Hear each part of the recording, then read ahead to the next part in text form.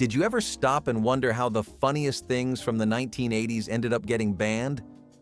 These hilarious products, pranks, and pastimes made us laugh until our sides hurt, filling childhoods with joy nobody questioned.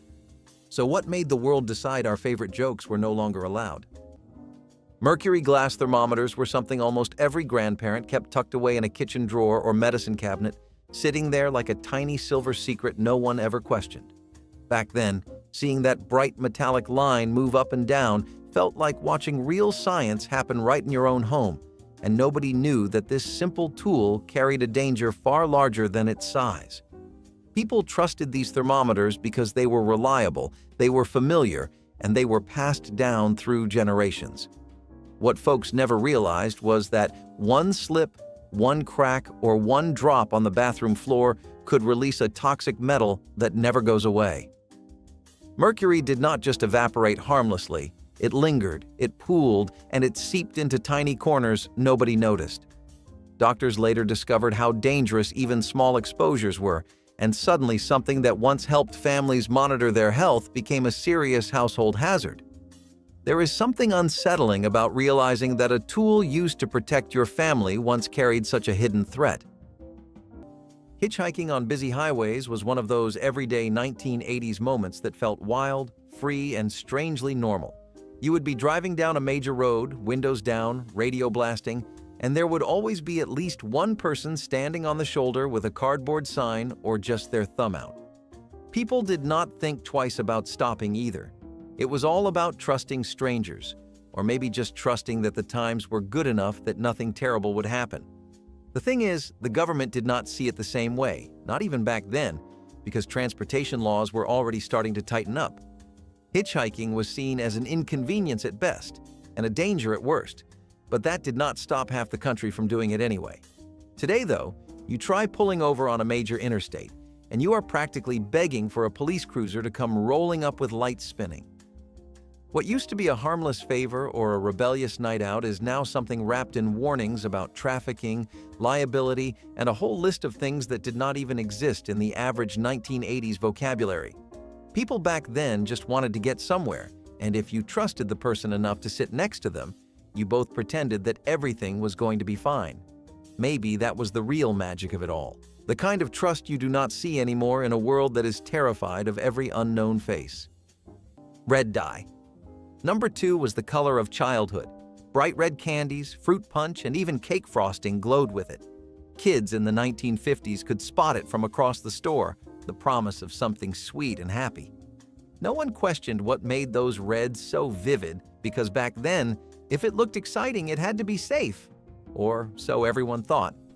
The dye gave cherry sodas their pop, lollipops their shine, and even some cereals their charm. But years later, scientists studying lab rats found a darker story. Red dye number 2 was linked to cancer. Suddenly, that harmless glow felt like a warning light. Parents panicked, companies reformulated, and shelves changed overnight.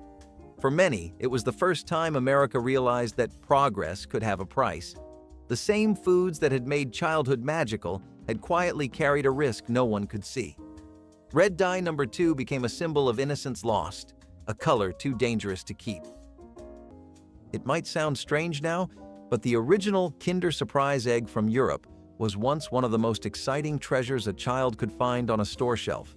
Imagine peeling back the shiny foil, breaking open that sweet chocolate shell, and discovering a tiny toy inside, something to build or collect. It was more than candy. It was an experience that made every trip to the grocery store feel like an adventure. But the United States government saw something else inside those eggs: danger. The small toys were hidden completely within the chocolate, making them a choking hazard, especially for children who bit too eagerly. The Food and Drug Administration stepped in, declaring that no food could contain non-nutritive items inside it. Parents protested, children cried, and the eggs vanished before most Americans ever got to try one. What survived were distant memories and imported stories about a forbidden treat, the kind you could only find overseas. Even today, the thought of biting into one feels a little rebellious, a little nostalgic, as if breaking the law never tasted so sweet. Corporal punishment was not just allowed in the 1970s, it was expected. Teachers and principals kept wooden paddles hanging behind their desks, ready for anyone who talked back, forgot homework, or got caught chewing gum. One wrong move could mean a trip to the office where a wooden board, sometimes with holes drilled in it to make the sting worse, would be used in front of other students. Parents rarely objected, and most schools saw it as building character. Students learned early that fear kept order more than respect did. The sound of a paddle striking wood or desk was enough to quiet a whole hallway.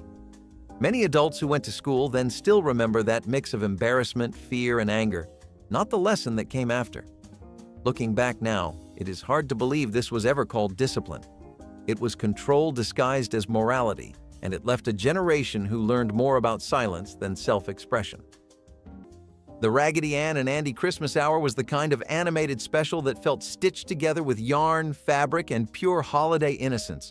The sort of program that made children believe their own toys might come alive when no one was watching. Raggedy Ann moved across the screen with that soft, wobbly charm only hand-drawn animation could achieve, her button eyes catching the glow of Christmas lights in every scene. Families gathered on living room floors, plates balanced on laps, watching as Ann and Andy wandered through adventures that seemed pulled straight from a child's fever dream of wonder. The music was gentle, the colors were warm, and every frame radiated a handmade quality that modern productions simply cannot replicate. Studios poured care into every stitch of those characters, creating something that felt personal and precious to anyone who watched. But ownership of the characters shifted hands multiple times over the years, tangling the rights in legal complications nobody could untangle. The special aired only a handful of times before vanishing into a vault no lawyer could pry open. Today, only faded memories and a few grainy photographs prove it ever existed at all. Real lead tinsel on the tree was one of those decorations that made Christmas in the 1970s feel like pure magic. The way it would shimmer when the tree lights flickered just right made living rooms glow with a kind of holiday warmth you simply cannot recreate today. People loved it so much that kids would stand there and gently run the metallic strands through their fingers just to watch them sway, catching every bit of color reflected from the bulbs. LED was not a word anyone thought about then, at least not the way we understand it now. Families were focused on making Christmas beautiful and memorable, and this shiny silver tinsel was the easiest way to do it, without emptying every last penny from the holiday budget. The tinsel never tangled as much as the modern plastic ones do. It hung perfectly straight, and it turned every tree into something out of a winter dream. But of course, now we know better. Today, if you even attempt to sell something like that, you are breaking federal safety regulations and putting yourself on the wrong side of the law. What was once harmless sparkle is now considered a toxic hazard, banned for the sake of health and safety. It is strange how something that made childhood feel so bright can end up on a list of forbidden items. But maybe that is exactly why we remember it so fondly, because it belonged to a world that did not yet fear every little thing. Asbestos oven mitts and ironing board covers were once the gold standard of fire safety in the home, proudly advertised as the toughest, most heat-proof materials you could possibly buy.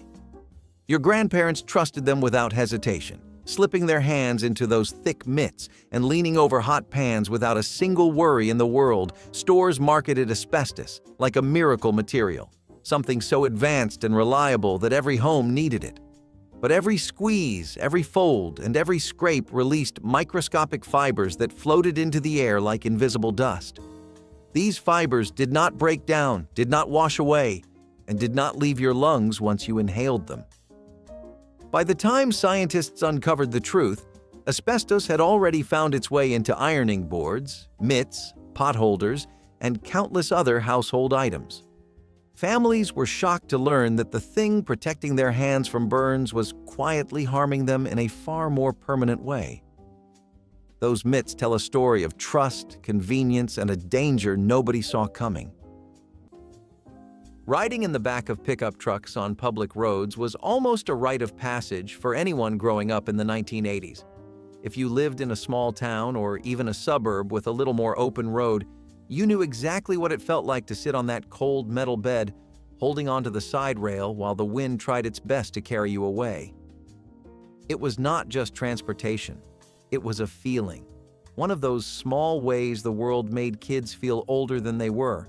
Parents did not question it, neighbors did not blink, and the police did not chase you down for it unless you were doing something truly ridiculous. It was freedom in its purest form. The danger was always there, hiding behind every sharp turn or sudden stop, but people back then shrugged off danger like it was a mosquito.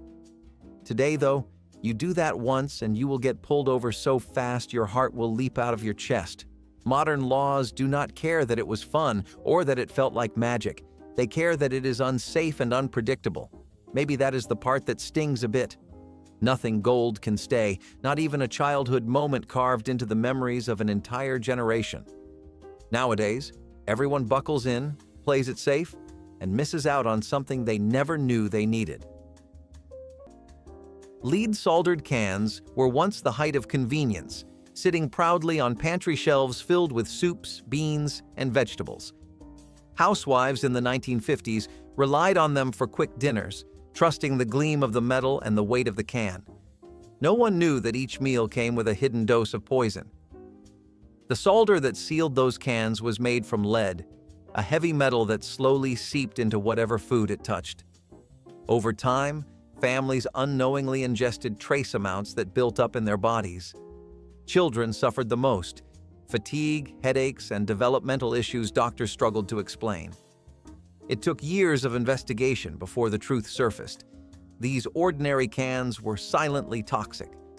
Once the government finally stepped in, the change was swift and absolute. Modern cans switched to safer materials, but the memory lingered. An entire generation raised on food that was convenient, cheap, and quietly dangerous. Candy cigarettes looked harmless, but they carried a powerful message that shaped an entire generation's habits. Kids mimicked adults, holding the chalky white sticks between their fingers, pretending to take slow drags before puffing out imaginary smoke. They were part of every corner store display, next to bubble gum and jawbreakers, colorful boxes that proudly mirrored real cigarette brands. Back then, it was just make-believe fun, a little way to act grown up. But as health awareness grew and smoking rates dropped, society realized that these candies were more than innocent play. They were marketing addiction wrapped in sugar. The government banned them for encouraging underage smoking and normalizing tobacco culture. Yet for many who grew up in the 70s or 80s, the memory lingers. You can still recall the chalky taste, the white powder coating your lips, the cool swagger of pretending to be older than you were. It was a candy that told kids to dream dangerously, and even though it is gone, its image still smolders like a cigarette that refuses to die out completely. Public punishment in classrooms was another normal part of 1970s schooling, and nothing symbolized that better than the dunce chair. If you were caught daydreaming, laughing too loud, or falling behind, you could be made to sit at the front of the class facing the wall while everyone else stared. Sometimes teachers made kids wear a paper hat or hold a sign that said slow or lazy. Humiliation was a teaching tool, and students were told it would make them stronger. But the truth was, it made children terrified of making mistakes. Many adults still feel that pang of shame when they think about being singled out for something as small as a spelling error. The dunce chair was less about correction and more about control, a way to remind everyone watching what happens if you step out of line. Today, that kind of cruelty would never pass as education. Frosty's magical Christmas adventure existed in that strange gap before Rankin Bass turned the snowman into an official holiday icon, back when smaller studios could still take a swing at beloved characters without corporate interference.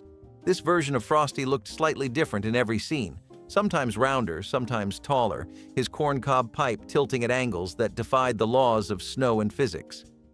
The animation wobbled charmingly. Backgrounds looked like watercolor paintings left out in a blizzard, and the voice acting had that enthusiastic amateur quality that made everything feel homemade in the best possible way. Kids did not care that the budget was low because the heart was high, and Frosty's laugh echoed through living rooms like the sound of childhood itself. The story followed him through snowdrifts, past gingerbread houses, and into a climax involving glowing stars and promises of return.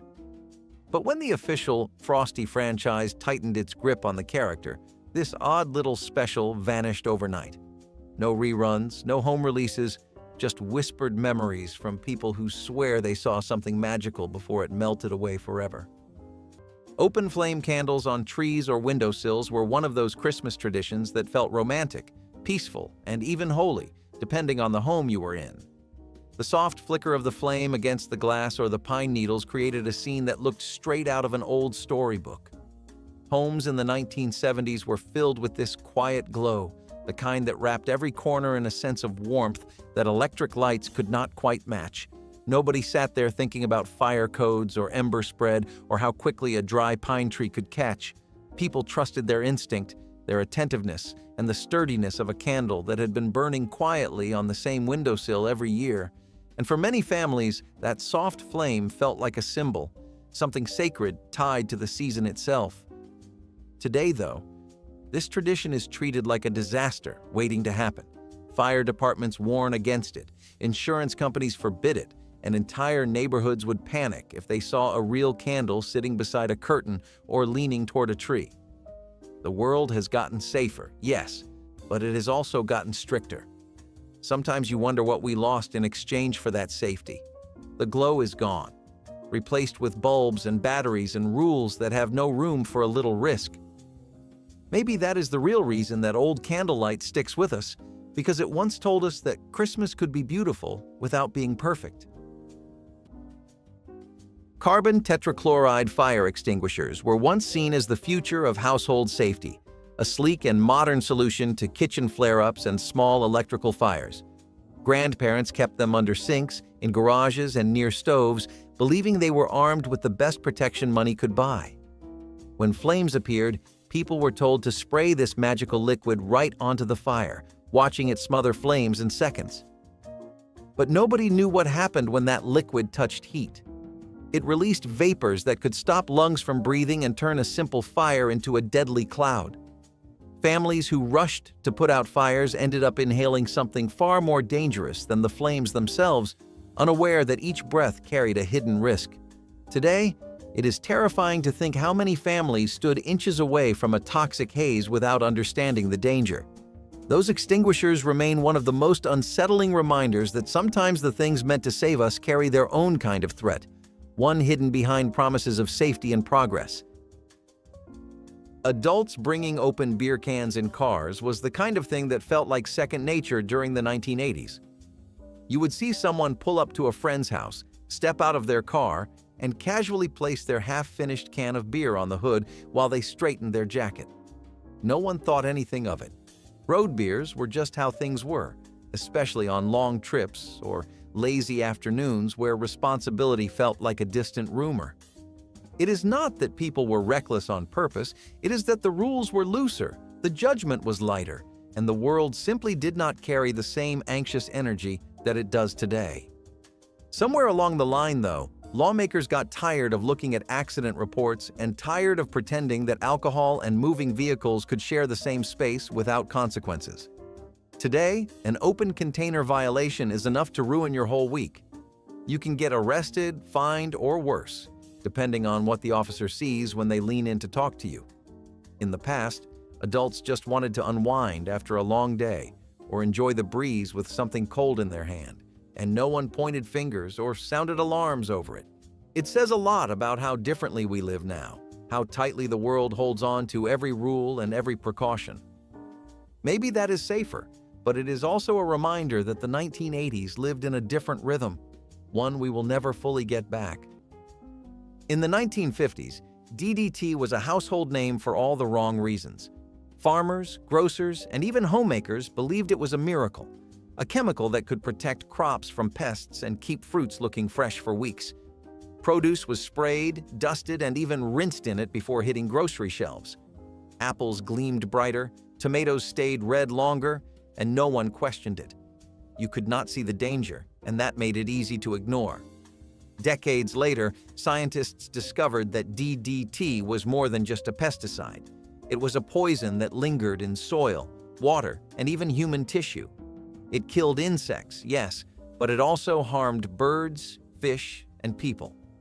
The chemical built up in the environment until its effects could not be denied. The once fresh produce of the 1950s became a warning from history. What we cannot see can still hurt us. When DDT was banned, it marked a turning point in how America thought about safety, trust, and the true cost of convenience. Then there were Olestra chips, the so-called miracle snack of the 90s. They promised all the flavor of regular potato chips with none of the fat. For families trying to eat healthier, that was a dream come true. Bags of these chips filled grocery aisles with big labels that said fat-free and guilt-free. But the dream turned sour fast. People discovered that Olestra did not just remove fat, it also removed dignity. It blocked the body from absorbing essential vitamins and caused severe digestive distress. The stories spread fast, and suddenly the chips became the punchline of every late-night talk show. What started as a scientific breakthrough ended as a national embarrassment. Within a few years, Olestra was quietly pulled from shelves, never to return. It left behind a strange lesson about how far we are willing to go to keep the foods we love while pretending to make them better for us. Some things, it seems, were meant to stay full of fat and full of flavor. In the 1970s, teenage pregnancy was not seen as a challenge to support. It was a problem to remove. Pregnant students were often forced out of school, told they would set a bad example. Some were sent to secret special schools, while others simply disappeared from classrooms one day. Administrators claimed it was to protect the school's reputation, not the students' future. Friends would whisper, teachers would avoid the subject, and an entire chapter of a young woman's life would be erased under the word shame. These girls were denied the right to graduate alongside their classmates or to continue their studies at all. The idea that motherhood and education could coexist was unthinkable to many at the time. It was a cold reflection of how society valued appearances more than compassion. Looking back, this rule did more than hide pregnancies. It hid humanity. The Little Rascals Christmas cartoons captured the mischievous spirit of childhood holiday chaos in ways only the 1970s could deliver without apology. Spanky led his ragtag gang through schemes involving stolen cookies, crooked Christmas trees, and well-meaning disasters that spiraled hilariously out of control within the first 5 minutes of every episode. The animation had that scratchy, hand-drawn quality where characters sometimes drifted slightly off model, making them feel like sketches come to life rather than polished productions. Alfalfa sang carols in his signature cracking voice, Darla attempted to organize pageants that collapsed immediately, and Buckwheat improvised lines that made the whole cast break character in ways animators left in for charm. Parents watched alongside their children, laughing at gags that worked across generations. But the humor reflected its era in ways that aged poorly, and licensing for the Little Rascals became tangled in decades of ownership disputes nobody could resolve. The cartoons were quietly retired, never remastered, and rarely mentioned again. For anyone who caught them, though, the memory of that scrappy holiday joy still glows. Unventilated indoor Christmas tree flocking was something that families approached with excitement instead of fear. In the 1970s, grabbing a can of artificial snow and coating the tree right in the middle of the living room felt like the best way to turn your home into a snowy postcard scene. Kids would gather around just to watch the powder fall onto the branches, building up that soft, white layer that made everything feel instantly festive. The smell, the sound, the little cloud that puffed up with every spray all felt like part of the fun. No one opened windows or wore masks or worried about what they were breathing in. The chemicals were just part of the magic, even if nobody knew it then. Today, though, this is the kind of thing that would get you in trouble faster than you could shake the can. Safety codes require ventilation, protective gear, or outright ban certain types of flocking materials. People talk about air quality and respiratory risks and things that were not even part of the vocabulary in the 1970s. Maybe it is for the best, but it is impossible to deny that the old way felt more enchanting. When you see old photos covered in that soft, snowy coating, You can almost smell the faint sweetness of the artificial snow and remember how proud everyone was of the winter scene they had created indoors. Lead crystal drinkware was the pride of many grandparents' dining rooms, displayed behind glass cabinets like sparkling treasures reserved for holidays and special guests. These glasses caught the light beautifully, chimed with an elegant ring, and made any family gathering feel just a little fancier. People assumed that something so beautiful, so refined, must also be harmless. But lead does not stay locked inside crystal. It slowly dissolves into whatever it touches, especially acidic drinks like wine or fruit juice. Over time, researchers discovered how toxic lead exposure truly was, especially for children, and suddenly those elegant glasses did not seem so harmless anymore.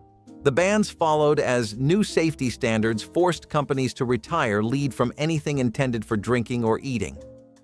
Today, those glasses sit mostly unused, reminders of an era when beauty and danger sometimes shared the same shine. Letting kids ride in cars without seatbelts or booster seats was almost like breathing in the 1980s.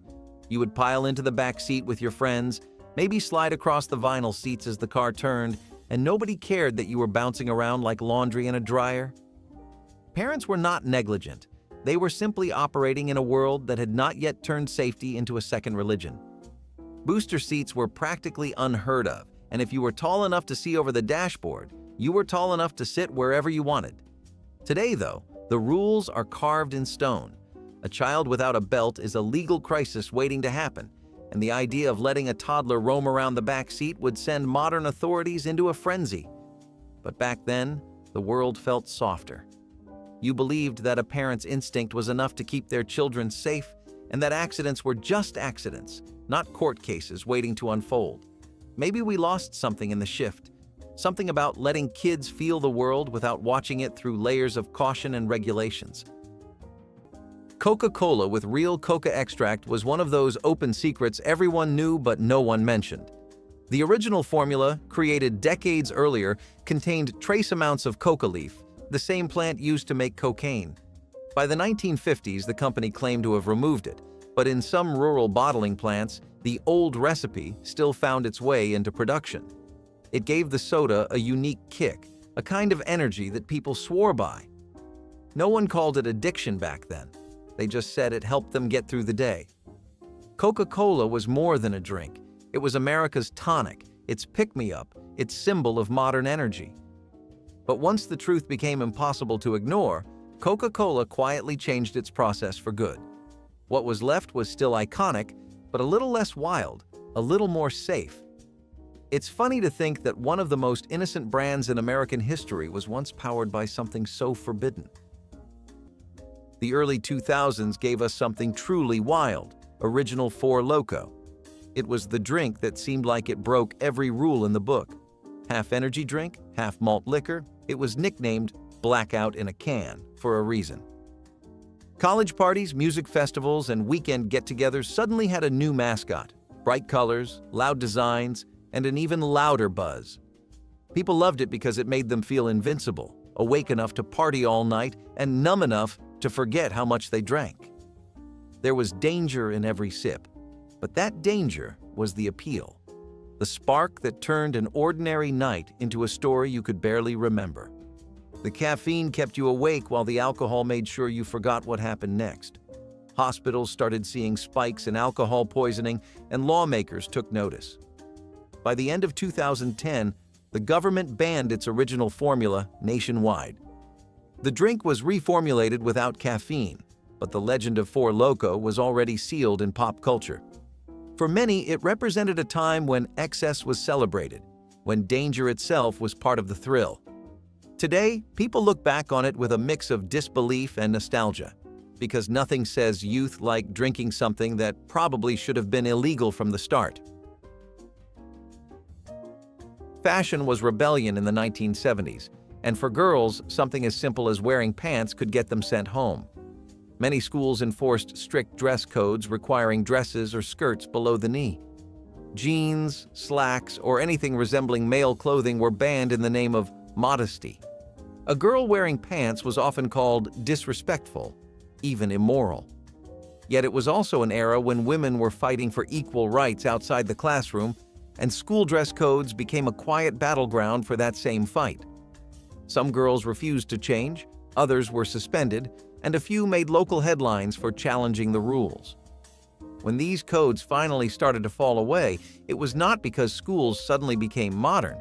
It was because students refused to back down. What was once labeled inappropriate became a symbol of progress. The animated Nutcracker on Saturday morning arrived like an unexpected gift between cereal commercials and superhero adventures, catching children off guard with ballerinas instead of battles. The animation moved slowly, deliberately, with dancers holding poses a beat longer than physics should allow, creating a dreamlike quality that hypnotized anyone patient enough to watch. Backgrounds shimmered in pastel pinks and icy blues, painted with a softness that made the whole production feel like a living snow globe. The music echoed faintly, recorded in some distant studio where every note carried a slight reverb that added mystery to familiar melodies. Kids who expected action found themselves entranced by grace, and parents recognized melodies from their own childhoods. The Nutcracker Prince battled mice with a seriousness that made the stakes feel real despite the gentle pace. But networks eventually shifted toward higher energy content, and bigger budget adaptations stole whatever spotlight remained. Without reruns or home releases, this delicate version faded into obscurity, leaving behind only the sensation of having witnessed something beautiful that no one else quite remembers. Glass ornament string lights that overheated were practically the heartbeat of Christmas decor in the 1970s. When you plugged them in, the whole house lit up with colors that felt warm, deep, and slightly dramatic, something modern LED lights never quite managed to recreate. The bulbs were thick and glossy, the kind you could tap lightly and hear a tiny clink as if they were miniature ornaments in their own right. Every family had at least one set, sometimes passed down from older relatives who swore by their glow. Of course, those bulbs burned hot enough to toast your fingers if you held them too long, but that was part of the charm. You learned to respect them the same way you respected stovetops or ovens. Today, though, anything that overheats even slightly is pulled off the shelves before it ever reaches a living room. Modern electrical codes ban lights with certain wiring thickness and heat output, and anything with a glass bulb is quietly pushed into the category of retro danger. But those lights had personality. They flickered softly, they hummed ever so slightly, and when one bulb went out, the entire string went dark, sending the family into a comedic treasure hunt to find the culprit. That memory stays warm in a way the lights never did. Dichlorvos pest strips, also called no-pest strips, hung in kitchens, bedrooms, basements, and even nurseries, sold as a hands-free way to keep insects away without sprays or traps. People loved how easy they were. Just hang a strip, forget about it, and let it silently do its work for weeks at a time. Grandparents trusted these bright yellow strips like invisible shields, believing they made their homes cleaner and safer. But that same vapor did not stop at insects. It drifted through the air into every breath people took, carrying a chemical that affected the nervous system. Children, pets, and older adults absorbed it the most, often without any symptoms until the damage had already begun. Once regulators understood how dangerous constant exposure was, especially in enclosed rooms, they banned the strips from household use. Looking back, it feels unsettling to realize how easily something labeled as safe could have such hidden consequences. Letting kids roam malls unsupervised all day was practically the unofficial hobby of the 1980s. Parents would drop you off in the morning, wave from the car window, and trust that you would be exactly where you said you would be, even though you almost definitely were not. You could walk from store to store with a soda in your hand, listen to music at the record shop, play a few rounds in the arcade, and spend hours people-watching in the food court. Today, though, letting a young child wander a mall alone is enough to trigger a welfare investigation. The same freedom that once helped kids grow independence is now seen as neglect. The world is sharper now, more suspicious, more protective in ways that would have baffled an entire generation of parents. Maybe there is a reason for that, maybe not, but that freedom taught kids how to navigate the world on their own 2 feet. It was messy sometimes, and maybe reckless, but it built memories that still make people nostalgic whenever they walk past an old storefront or hear the hum of an escalator. Formaldehyde-laced milk sounds like something out of a nightmare, but in the early 1950s it was a reality for some families. When refrigeration was expensive and spoilage high, certain dairy producers found a shortcut. Add a touch of formaldehyde, a preservative used for embalming. It kept the milk fresh longer, even in the heat. To the average shopper, this was the golden age of trust. If it came in a bottle with a farm logo, it had to be safe. The idea that something so pure-looking could be chemically tampered with was unthinkable. But greed and convenience always find their way into progress, especially when no one is watching. Consumers never suspected a thing, trusting the white liquid poured into their children's cereal bowls. For years, families drank what they believed was the purest symbol of health, completely unaware of the chemical lurking within. It took illness, lawsuits, and stricter inspections to expose the practice. Once the scandal broke, public trust in the dairy industry took a hit that lasted decades. The lesson was clear: not everything that looks wholesome is. Sometimes the most dangerous things are the ones that seem the most natural. Before there was a health craze about energy drinks, there were sodas laced with brominated vegetable oil, better known as BVO. Found in citrus favorites like Mountain Dew and Sundrop, it was used to keep the flavor evenly mixed. For decades, nobody questioned it. Kids chugged neon green sodas at arcades, parents packed them into lunchboxes, and commercials promised unstoppable energy. It was the soda of summer vacations, backyard barbecues, and glowing green tongues. People had no idea that the same ingredient keeping the citrus oil afloat was slowly building up in their bodies over time. Then scientists revealed that bromine, one of the elements in BVO, could build up in the human body and cause serious health problems.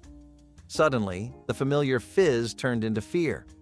The Food and Drug Administration banned its use, forcing companies to change their recipes.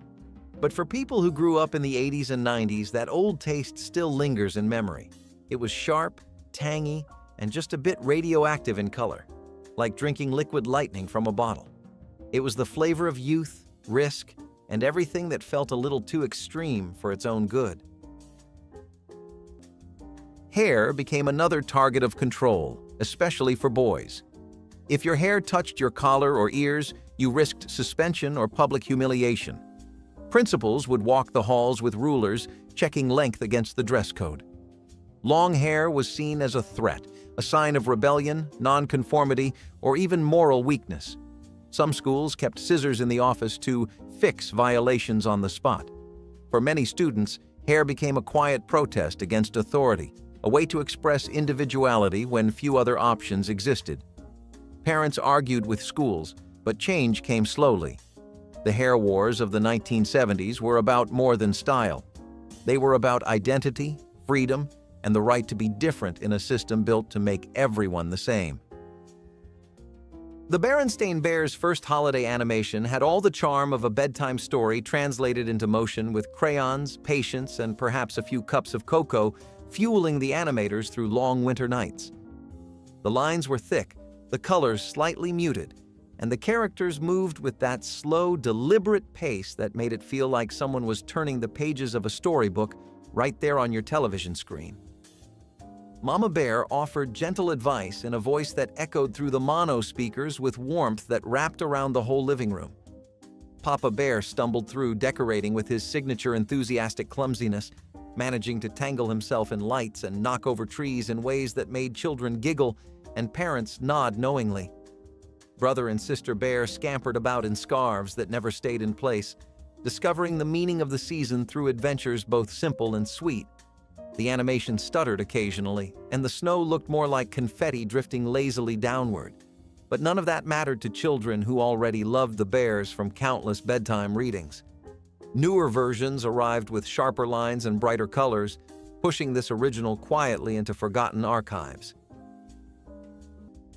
Using asbestos-based fake snow for decor sounds unthinkable today, But in the 1970s, it was still floating around in attics, storage boxes, and leftover holiday supplies from even earlier decades. Families sprinkled it across mantels, nativity scenes, and Christmas village displays without a hint of hesitation because it looked stunningly real. It clung beautifully, stayed in place, and made every surface look winter-kissed, even if the weather outside refused to cooperate. Most people never imagined that the soft white powder carried risks far beyond messiness. The word asbestos simply did not trigger panic yet, at least not in the way it does today. Back then, you were more focused on making your holiday decor look as magical as possible, especially if you were working on a budget and wanted your home to feel special. Today, possession or use of anything containing asbestos can bring legal trouble, health warnings, and removal orders. It is one of those dramatic shifts where science taught us something we wish we had known earlier. But when people look back at old photos, they do not remember the danger. They remember the tiny hillside of white powder beneath the ceramic houses, the shimmer on the mantel, and how perfectly it tied the whole scene together. Tris-treated children's sleepwear was once advertised as the pinnacle of safety, promising to protect kids from one of the biggest fears parents had at the time: house fires. These pajamas were soft, colorful, and seemed like the responsible choice, marketed directly to families who wanted their children to sleep safely through the night. Grandparents bought them with complete trust, believing that anything labeled flame retardant must be a step forward in home safety. But the chemical tris did not stay in the fabric. It rubbed off onto skin, onto sheets, and into the air. Children breathed as they slept. When these findings became public, the revelation shocked parents. Nationwide regulators moved quickly, banning tris-treated sleepwear and forcing companies to recall products already in homes. Those pajamas became one of the most infamous examples of how good intentions can lead to dangerous mistakes. Letting teenagers drive before they had permits was one of those small rebel traditions that most families did without saying a word about it. You would be sitting in the passenger seat, barely tall enough to see over the dashboard, and your parent would pull into an empty parking lot and hand you the wheel. It felt like magic, like you had been invited into a secret club made up of older siblings, cousins, and neighbors who had all learned the exact same way. Sometimes families did it on quiet back roads, other times on long stretches of farmland where no one would bat an eye. But today, the idea of letting a teenager touch a steering wheel before the state says so is treated like a criminal act. The penalties are strict, the warnings are loud, and the law does not care about tradition or family or the gentle passing of skills from one generation to the next. Something gets lost when rules tighten up like that. It was a moment where an adult looked at you and silently said, "I trust you." And maybe that trust meant more than anything else you learned that day. Butter-flavored margarine was a 1950s wonder, spreadable, cheap, and promoted as a heart-healthy alternative to butter. Housewives embraced it as the modern choice, the sign of progress in every kitchen. Its golden color and smooth texture promised indulgence without guilt. It was advertised in bright magazines beside smiling families and spotless kitchens, the perfect picture of American prosperity. Scientists and companies alike told the public it was the smarter fat, a scientific marvel that separated them from the old-fashioned ways of their parents. But science back then cared more about selling innovation than testing its safety. The secret behind its miracle formula was trans fats, the industrial oils hydrogenated to stay solid at room temperature. For decades, Americans slathered their toast and fried their eggs in it, believing they were doing their hearts a favor. Then the studies came, and the truth was hard to swallow. Trans fats were worse than the butter they replaced, clogging arteries and shortening lives. By the time it was banned, it had already shaped the diet of a generation. Butter-flavored margarine was more than a product. It was a lie sold with a smile. Long before energy drinks became common, Jolt Cola was already rewriting the rules of caffeine. Its slogan said it all the sugar and twice the caffeine. In the 80s, that made it the ultimate rebel's drink. It was for gamers, coders, students pulling all-nighters, and anyone who wanted to feel like they were living on the edge of exhaustion. It tasted like liquid chaos, sweet enough to jolt you awake and strong enough to make your hands tremble after a few cans. Parents hated it, which only made it more appealing. For teenagers, drinking Jolt was not about taste. It was about rebellion. Supermarkets stacked cases of it, and teenagers wore their Jolt pride like a badge of honor. But as caffeine limits tightened and parents grew concerned about hyperactive kids bouncing off the walls, the drink became a symbol of excess. Regulators started cracking down, and Jolt slowly disappeared from the mainstream. It did not vanish with a bang. It just fizzled away like the last sip of a flat cola. Still, those who remember that metallic sweetness and electric buzz can tell you, it was more than a drink. It was pure adrenaline in a can, and once you tried it, nothing else quite hit the same. Believe it or not, smoking was part of school culture. Many high schools had official smoking areas outdoors, complete with benches and ashtrays. Teachers would supervise or even join in during breaks. It was considered normal, a way to relax between classes. Cigarette companies marketed heavily to teens, and schools did little to discourage it. The smell of tobacco hung in hallways, on clothes, even in gym lockers. Parents accepted it as a phase, unaware of the health risks we now take for granted. By the late 1970s, as public health campaigns grew, these smoking courts began to disappear. But for years, they stood as a reminder that even in a place meant for learning, bad habits were sanctioned by the system itself. Teachers lighting up inside classrooms sounds unbelievable today, but in the 1970s it was as common as chalk dust. Many teachers had ashtrays right on their desks and a lit cigarette balanced between their fingers while they lectured. Smoke curled around overhead projectors, and the air was thick by the end of the day. Students sat quietly, breathing it all in, not daring to complain. Some teachers even used cigarettes as part of their persona, the cool teacher with rolled-up sleeves and a cloud of smoke overhead. It symbolized authority and adulthood, not addiction. Looking back, it is astonishing how normalized it was to fill a room of children with secondhand smoke. What we now call dangerous was once seen as sophistication. The classroom might have been filled with lessons, but the air itself was toxic. The Christmas That Almost Was Not Animated edition took the live-action holiday film and reimagined it with bouncy energy, as if someone decided the original needed twice as many sparkles and half as much gravity. Characters moved with exaggerated gestures, eyes grew wide during emotional moments, and Santa Claus nodded in looping animation cycles that made him look perpetually agreeable to whatever chaos unfolded around him. The villain looked less menacing than confused, wandering through scenes like he forgot why he was causing trouble. Songs from the original were reimagined with synthesizers and jingle bells layered thick. Kids loved the chaos, parents tolerated the noise, and everyone agreed that something about the whole production felt delightfully unhinged. The special aired during holiday marathon blocks, sandwiched between commercials for toys nobody remembers anymore. But master tapes were shuffled between studios during mergers nobody documented properly. Eventually, the animated remake slipped through the cracks entirely, existing now only in the foggy memories of those who caught it at exactly the right moment during some long-ago December evening when magic still felt possible. Homemade extension cord octopus plugs for tree lights were one of those wildly creative, wildly unsafe tricks families used without hesitation in the 1970s. You would see a single outlet powering an entire forest of cords behind the tree, all tangled together like someone tried to knit with electricity. These improvised clusters allowed families to plug in the lights, the rotating tree stand, the music box, and maybe even an extra lamp or two. No one worried about overheating or sparks or overloaded circuits. It was simply the only way to make everything work with the limited outlets older homes had. People trusted their instincts, not safety manuals. Today, though, building or using something like that is a clear violation of electrical codes. You can be fined, cited, or required to remove them immediately.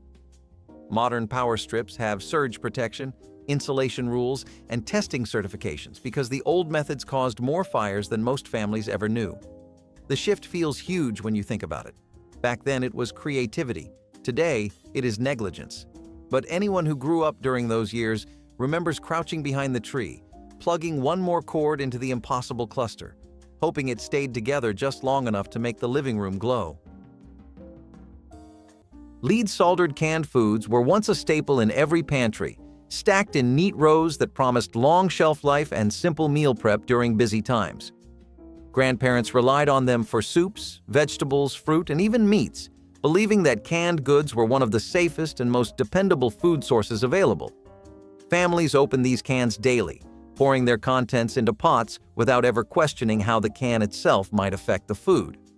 But lead does not stay put when it touches acidic ingredients like tomatoes or fruit juice. It slowly leaches into the food, turning a pantry staple into a silent source of contamination. Doctors eventually traced cases of lead poisoning back to these soldered cans, and regulators moved to eliminate lead from all food packaging. Suddenly, a trusted convenience became a symbol of hidden danger, a reminder that even the simplest products can carry risks no one expects today. Modern cans use safe materials, but the memory of those older designs still raises eyebrows.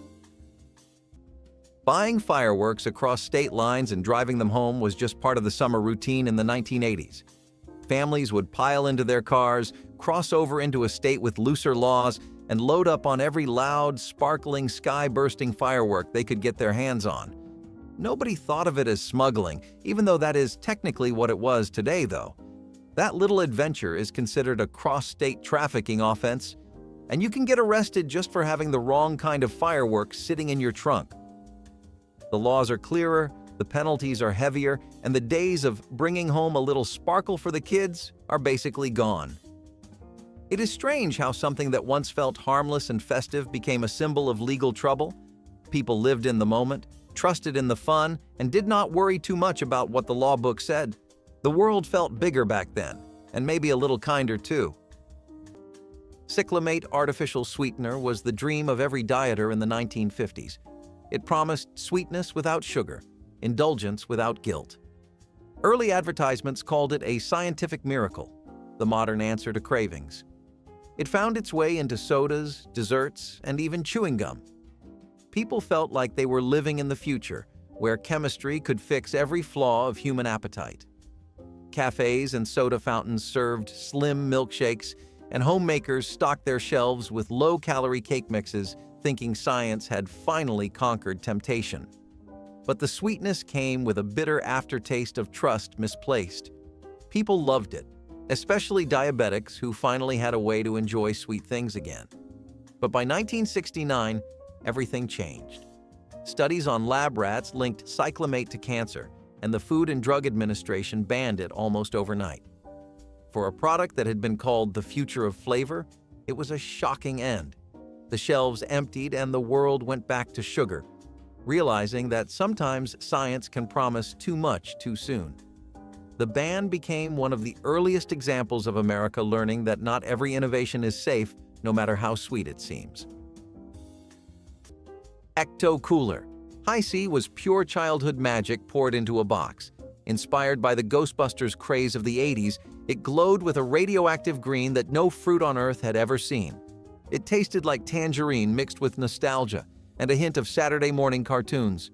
Every kid in America wanted it in their lunchbox, and every parent knew exactly what that neon color meant: artificial dyes and plenty of sugar. It stained your tongue, your clothes, and sometimes even the kitchen counter, but no one cared. Kids sipped it like it was a secret potion, their own piece of Ghostbusters magic in liquid form. Years later, when regulations began restricting synthetic food colorings linked to hyperactivity and health concerns, the drink quietly disappeared. But it left behind a generation of kids who still swear it tasted better than anything since. For many, it was not just juice. It was a piece of their childhood, a reminder of how fun could come in the strangest colors. Even now, when someone finds an old box online or a commemorative re-release, it feels like opening a time capsule from a brighter, weirder world where even your drink looked like slime. Patriotism was mandatory in the 1970s classroom. Every morning began with the Pledge of Allegiance, and refusing to stand was seen as an act of defiance. Students who stayed seated or silent could face detention, suspension, or even expulsion. It was less about love of country and more about enforcing obedience. Some kids quietly mouthed the words to avoid punishment, while others looked down at their desks, hearts pounding in defiance they could not voice. A few brave ones refused entirely, sparking whispers, outrage, or even calls to their parents. Those moments turned a daily routine into a test of loyalty no child should have had to face. Teachers were expected to report disrespectful students, and principals treated it like insubordination. Few questioned whether forcing loyalty was loyalty at all. Many children recited the words automatically, their voices blending into a rhythm they never truly thought about. Decades later, the idea of punishing someone for silent protest feels completely un-American, yet that was the daily reality. The 1970s may have looked free and expressive on the surface, but inside the classroom, conformity was law. The Magic Toy Shop Christmas Mystery opened with a gentle snowfall and a creaky wooden sign swinging outside a shop that only seemed to exist during the holiday season. The narrator spoke in a voice that sounded like he had read thousands of bedtime stories, each word landing softly as the camera drifted through aisles filled with toys that blinked, wobbled, and occasionally winked at the audience. Wooden soldiers marched in uneven rhythm, their painted faces frozen in expressions of permanent surprise. Dolls swayed gently on shelves, their porcelain eyes following movements no child at home could quite explain. The mystery itself was charmingly simple, involving missing ornaments, suspicious shadows, and a resolution that rewarded patience and curiosity over action and speed. Kids watched with blankets pulled to their chins, convinced the toys in their own rooms might be having similar adventures after bedtime.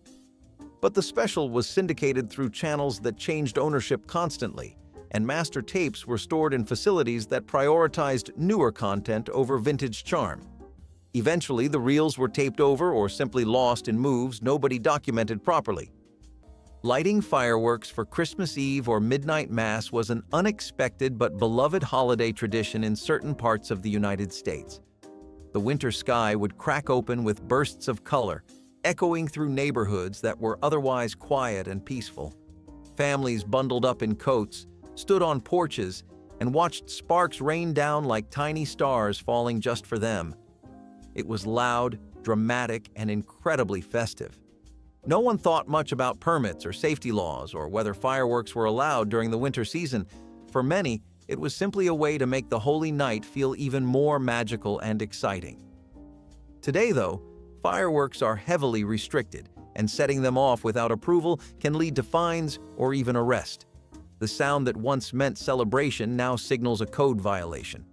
It is strange how quickly something joyful can shift into something forbidden, but memories of those nights still glow warmly in the hearts of people who lived through them, especially when the air gets cold and the world gets quiet enough to remind them of the past.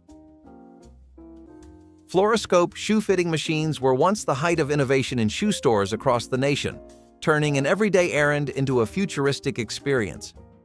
Grandparents remember sliding their feet into those wooden boxes and peering through a viewing window to see the glowing green outline of bones inside their shoes. It felt exciting, scientific, and even fun, especially for children who had never seen anything like it. What no one knew was that the glowing image came from direct exposure to X-rays. Each use delivered radiation straight to the feet, legs, and even the eyes of whoever looked through the viewer. Over time, scientists discovered the long-term dangers, linking the repeated radiation blasts to burns, bone damage, and even cancer. Regulators eventually stepped in and removed these machines from stores, but only after decades of widespread use. Those machines remain one of the most striking examples of how technological excitement can overshadow safety. Setting off homemade fireworks in residential streets was the kind of chaotic joy that defined warm nights in the 1980s. You would see neighbors gathering outside as soon as the sun dipped below the rooftops, everyone holding sparklers, Roman candles, or something cobbled together from a kit someone found in their garage. Kids would run around barefoot while adults lit fuses with a cigarette lighter, sometimes backing away slowly, sometimes sprinting like their lives depended on it. people trusted that nothing serious would happen, even if accidents were more common than anyone admitted. Today, though, the same act will get you arrested faster than a firecracker can hit the pavement. Cities want permits, states want regulations, and your neighbors want peace and quiet. Setting off fireworks in a residential street is considered reckless endangerment, a fire safety violation, or even a criminal offense depending on where you live. Maybe people were too relaxed back then, or maybe we have become too strict now. Either way, those old fireworks nights remain burned into memory, glowing like embers from a time when danger and delight lived side by side.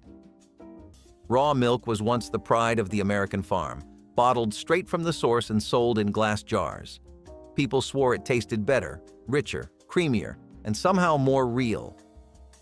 In the 1950s, it was still common to see it on grocery shelves, untouched by modern processing. But beneath the nostalgia was danger.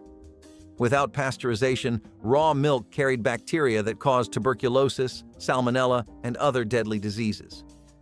Rural families, especially in dairy states, considered pasteurization unnecessary city talk. They trusted their cows, their neighbors, and the land itself. Unfortunately, nature is not as kind as nostalgia remembers. It hides danger even in the things we love most. Families believed they were drinking nature's perfect food, not knowing that it sometimes carried the very thing that made them sick. Eventually, stricter food laws swept across the country, forcing dairies to heat-treat every drop before it hit the store. Raw milk became illegal in most states, a symbol of both freedom lost and safety gained. To some, it was government overreach. To others, it was salvation. Either way, the days of milk straight from the cow were gone for good. Back in the 1970s, a strange panic swept the candy aisle, the disappearance of red M&Ms. The culprit was red dye number 2, a synthetic coloring agent suspected of being carcinogenic. Mars pulled the red candies entirely, even though the specific dye was never used in M&Ms to begin with. Still, perception was stronger than fact. The empty red spaces in the bag made the other colors feel lonelier, like a rainbow missing its heart. Parents whispered warnings while kids traded rumors about the candy that could supposedly kill you. For almost a decade, the world's favorite chocolate candy had no red pieces. Kids traded theories on playgrounds and stared at colorless handfuls, wondering what was so dangerous about red. When red M&Ms finally returned with a new formula, it felt like a national celebration. People did not just get a color back, they got a piece of the past restored. It is funny how something so small could symbolize trust, fear, and nostalgia all at once. Today, that red candy means something different. It is a tiny reminder of how our food and our fears often share the same shade. Morning announcements in the 1970s sometimes sounded more like sermons than school updates. Many schools began the day with Christian prayers broadcast over the intercom. Teachers and students of other faiths, or none, were expected to bow their heads and participate. It was tradition, they said, a way to start the day right. A hush would fall over the classroom as the principal's voice echoed through the speaker, reading verses before the pledge. Some students faked reverence to avoid standing out, while others truly believed they were doing something good. For those who did not share the faith, the silence was heavy, a mix of isolation and quiet resentment. But for many, it was a quiet reminder that religion and public education were still deeply tangled. Children who hesitated were called out or told they lacked respect. It would take court cases and years of social change before those prayers were fully banned. The intercom that once echoed with blessings now hums with neutral silence. What some remember as unity, others remember as exclusion, and that contrast still lingers in how we define freedom today. The original Strawberry Shortcake Winter Special arrived before the character became the polished pastel icon of the 1980s, back when her bonnet was slightly oversized and her cheeks were painted a shade too rosy for realism. The animation had a grainy quality that made every scene look like a frosted cookie left too long on a winter windowsill, soft around the edges and slightly crystallized by time. Strawberry herself spoke in a voice that sounded like it was recorded inside an actual mixing bowl, echoing sweetly through speakers that added warmth to every word. Her friends drifted through scenes with stiff movements that betrayed limited budgets and ambitious hearts. The plot usually involved saving someone from a winter mishap or bringing warmth to a corner of Strawberry Land that had grown too cold. Children watched with wide eyes as the world of berries and baking came alive in ways picture books never quite managed. But licensing shifted to new corporate homes shortly after, tangling the original in agreements that prevented any re-release. The special became a ghost, never acknowledged, never remastered, existing only in the certainty of those who remember. Neighborhood tree-burning events after Christmas were practically a community ritual in the 1970s. Once the holidays were over, families would drag their old trees to a designated spot, sometimes a park or an empty lot, and watch them go up in flames with everyone gathered around. The fire shot up fast, fueled by the dryness of the pine needles, and the heat would hit your face before you even stepped close. People brought cocoa, told stories, and treated it like one final celebration before the long winter settled in. There was a strange beauty in watching the last symbol of Christmas burn away, a feeling that the season was ending with a bang rather than a quiet whimper. Today, though, the idea of burning trees in a communal fire is strictly illegal. Air pollution laws, fire safety risks, and local regulations shut down anything that involves open burning of plant material. What was once a neighborhood farewell to the holiday season is now viewed as dangerous and irresponsible.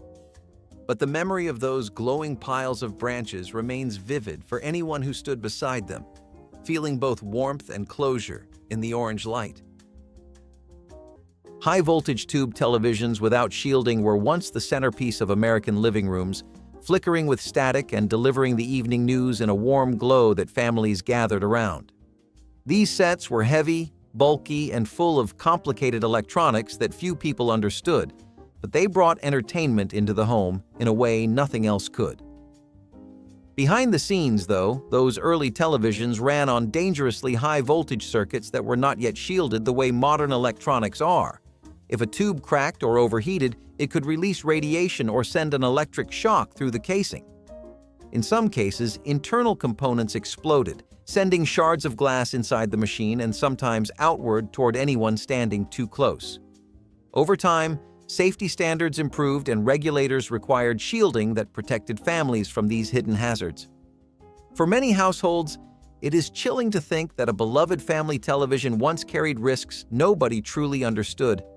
Those sets tell a story of excitement, innovation, and the dangers that can hide inside even the most ordinary household items. Parking kids overnight in arcades while parents worked might sound unthinkable today, but in the 1980s it was surprisingly common. There were families everywhere doing whatever they could to stay afloat, juggling long shifts, tight budgets, and nowhere comfortable to leave their children. Arcades felt like the perfect solution. At least in spirit, kids could play games for hours, watch others compete, trade tokens, and forget the world outside while the neon lights reflected off their faces. The workers often knew the kids by name, and other teenagers kept an eye out for anyone causing trouble. Today, though, leaving a child unsupervised in a public place for that long is enough to get law enforcement and child services involved. The same act that once felt like a desperate but understandable compromise is now classified as neglect. Times changed, and with them came new fears, new rules, and a world far less willing to look the other way. But the kids who lived through it remember those arcades fondly, not as a place of abandonment, but as a second home filled with colors, noise, and a sense of belonging. Hormone-injected super chickens were the pride of post-war America, a marvel of modern science that promised endless meat at low prices. Farmers injected birds with growth hormones to make them plumper and faster growing, cutting costs and feeding more people. Grocery stores proudly advertised bigger, better poultry that could roast in record time. The sight of a massive bird on the dinner table became a badge of success, a symbol that science and progress had conquered hunger. No one questioned why their chicken breasts had doubled in size or why the meat seemed strangely watery when cooked. They were too busy marveling at the miracle of abundance to see the price of tampering with nature. But what looked like progress soon sparked fear. Consumers began to wonder why their chickens looked unnaturally large and cooked down to almost nothing. Reports of hormone imbalances and health risks spread, and regulators stepped in. By the late 1950s, the practice was outlawed, leaving behind a trail of headlines and suspicion. The super chicken promised abundance but delivered anxiety instead. It became another cautionary tale of a century obsessed with faster, cheaper, and bigger, no matter the cost. Few things smell as comforting as butter-flavored popcorn fresh from the microwave. But behind that warm, golden aroma was a secret chemical called diacetyl. In the early 2000s, factory workers who inhaled the buttery fumes began developing severe lung conditions later called popcorn lung. The discovery shocked the public. People started looking at their microwaves differently, realizing that even a bag of popcorn could hold a hidden danger. Families who once filled their homes with that smell of movie night joy now hesitated, torn between comfort and caution. Something so innocent, something made for movie nights and family gatherings, could actually hurt the people who made it. The lawsuits came fast, and major brands were forced to abandon diacetyl. The new formulas never quite smelled the same. Yet even now, the old scent still lives in memory, rich, smooth, and dangerously nostalgic. It reminds us that comfort sometimes comes with a cost, and that the sweetest smells can carry stories we were never meant to breathe in. Appearance was everything, especially for girls. Teachers and administrators conducted random hair and makeup checks, deciding what was acceptable based on personal taste. Too much eyeliner, lipstick, or nail polish could get a girl sent home. Some schools even banned mascara altogether. Teachers would stand by mirrors or locker areas, pointing out excess makeup like it was a disciplinary issue. A smudge of eyeliner could turn into a lecture on morality, while chipped nail polish was labeled sloppy. For many young girls, getting ready for school felt less like preparation for class and more like preparing for judgment. The rule was that beauty should be natural, but what that really meant was controlled. Boys could be messy and scruffy, girls had to look clean, proper, and calm. These inspections turned self-expression into a source of anxiety. Many women who went to school then still remember the sting of a teacher's comment about their looks. The classroom mirror reflected not learning, but judgment, and it taught young girls that appearance mattered more than voice. Yogi Bear's Lost Christmas Caper was one of those blink-and-you-miss-it specials that aired in only a handful of regions at odd hours, usually tucked between local weather reports and afternoon movie reruns. Yogi wandered through a snow-covered Jellystone park with Boo Boo at his side, both determined to help Santa after his sleigh developed mysterious mechanical troubles above the ranger station. The animation had that classic Hanna-Barbera bounce where characters slid across backgrounds instead of walking, and mouths flapped enthusiastically without always matching the words being spoken. Yogi attempted to deliver presents using methods that violated park regulations, borrowing vehicles, commandeering picnic baskets, and charming tourists into helping with schemes they did not fully understand. Ranger Smith chased him through snowdrifts with the same exasperated energy he brought to summer episodes, never catching on that the chaos was for a good cause. But because the special aired regionally, no major studio archived the master reels. Local copies were reused, taped over, or simply misplaced during station changes. Today, only scattered memories and disputed plot details remain from those who watched. Community bonfires using unregulated materials were another festive tradition that belonged to a different world entirely.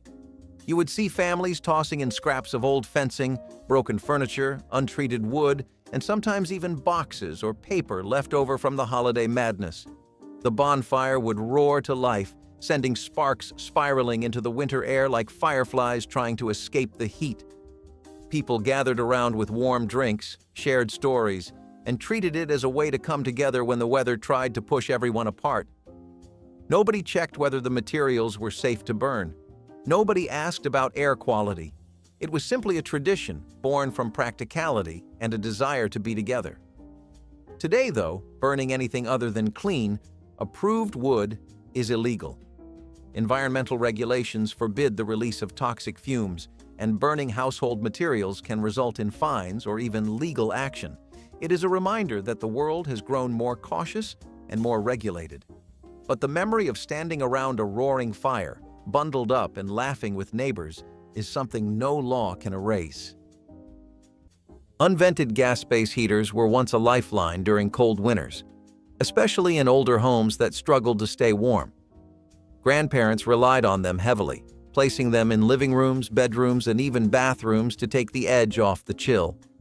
These heaters glowed warmly and gave the comforting illusion of safety, filling the room with steady heat that felt almost luxurious. But what families did not realize was that unvented gas heaters released carbon monoxide directly into the home. This odorless, invisible gas built up silently, especially in tightly sealed rooms where windows stayed closed against the cold. As reports of illness and fatalities mounted, regulators recognized the danger and banned these heaters in most states. Looking back, it is unsettling to imagine families sitting close to these heaters, soaking in warmth that came with a risk they could not see or smell. Today, they serve as a reminder that warmth should never come with a silent cost. Hosting large house parties with no adult present was basically the backbone of teenage social life during the 1980s. People would show up from schools you had never even heard of. Music would blast through every wall, and the living room would turn into a packed dance floor, while the kitchen became an improvised buffet of whatever snacks people brought along. It was messy, loud, and a little reckless, but it made teenagers feel alive in ways they could not explain. But today, the same party would immediately fall under the category of criminal liability. Homeowners can be charged, teenagers can be detained, and the entire night can turn into a legal disaster before it even begins. We traded the freedom of young people for the security of strict rules, and maybe that was necessary, but it also wiped out a piece of teenage culture that once defined growing up. Back then, those parties were more than just noise and chaos. They were moments where kids figured out who they were, who their friends were, and what independence felt like. Prepackaged luncheon meats were a post-war convenience that fit neatly into America's new rhythm. Busy days, quick lunches, no waste. Sliced, sealed, and ready to eat, these meats were the modern worker's dream. They filled sandwiches, lunchboxes, and picnic baskets across the nation. What no one realized was that heating them could trigger a dangerous reaction. The nitrates used to preserve their bright pink color produced nitrosamines, chemical compounds linked to cancer. Commercials showed happy families eating these sandwiches in spotless kitchens, while factories quietly churned out meats laced with preservatives no one could pronounce. It was the dawn of the convenience age, when speed and shelf life mattered more than nutrition. And like so many mid-century innovations, it took years before anyone asked what we were actually putting in our bodies. For years, people fried or broiled their sandwiches, unknowingly creating toxins right on their stovetops. Once scientists uncovered the truth, the industry was forced to reformulate, and entire brands vanished overnight. Luncheon meat never quite recovered its innocence. What was once a symbol of post-war efficiency became a reminder that convenience can carry a hidden cost. Finally, there were the tamarindo lollipops from Mexico, sweet, sour, and dusted with chili powder. Kids loved them for their bold flavor, something that made American candies seem plain by comparison.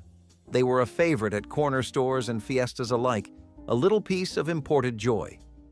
But beneath that spicy coating lurked something deadly.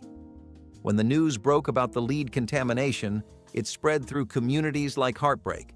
Parents who had grown up eating them now had to take them away from their own children, turning joy into fear. Investigations revealed that some batches were contaminated with lead, not just in the candy itself, but in the packaging and ink used on wrappers. The ban came swiftly, and shipments stopped overnight. Families who had grown up with those treats felt an unexpected sense of loss. What was once a taste of culture and childhood became a cautionary tale about oversight and safety. Yet for many, that flavor, the heat, the tang, the sweetness, still carries memories of home. It is strange how something that once united so many people could be forbidden so suddenly. But maybe that is what nostalgia is all about, remembering what we loved even when we were not supposed to. Gym class in the 1970s was not just about push-ups or running laps.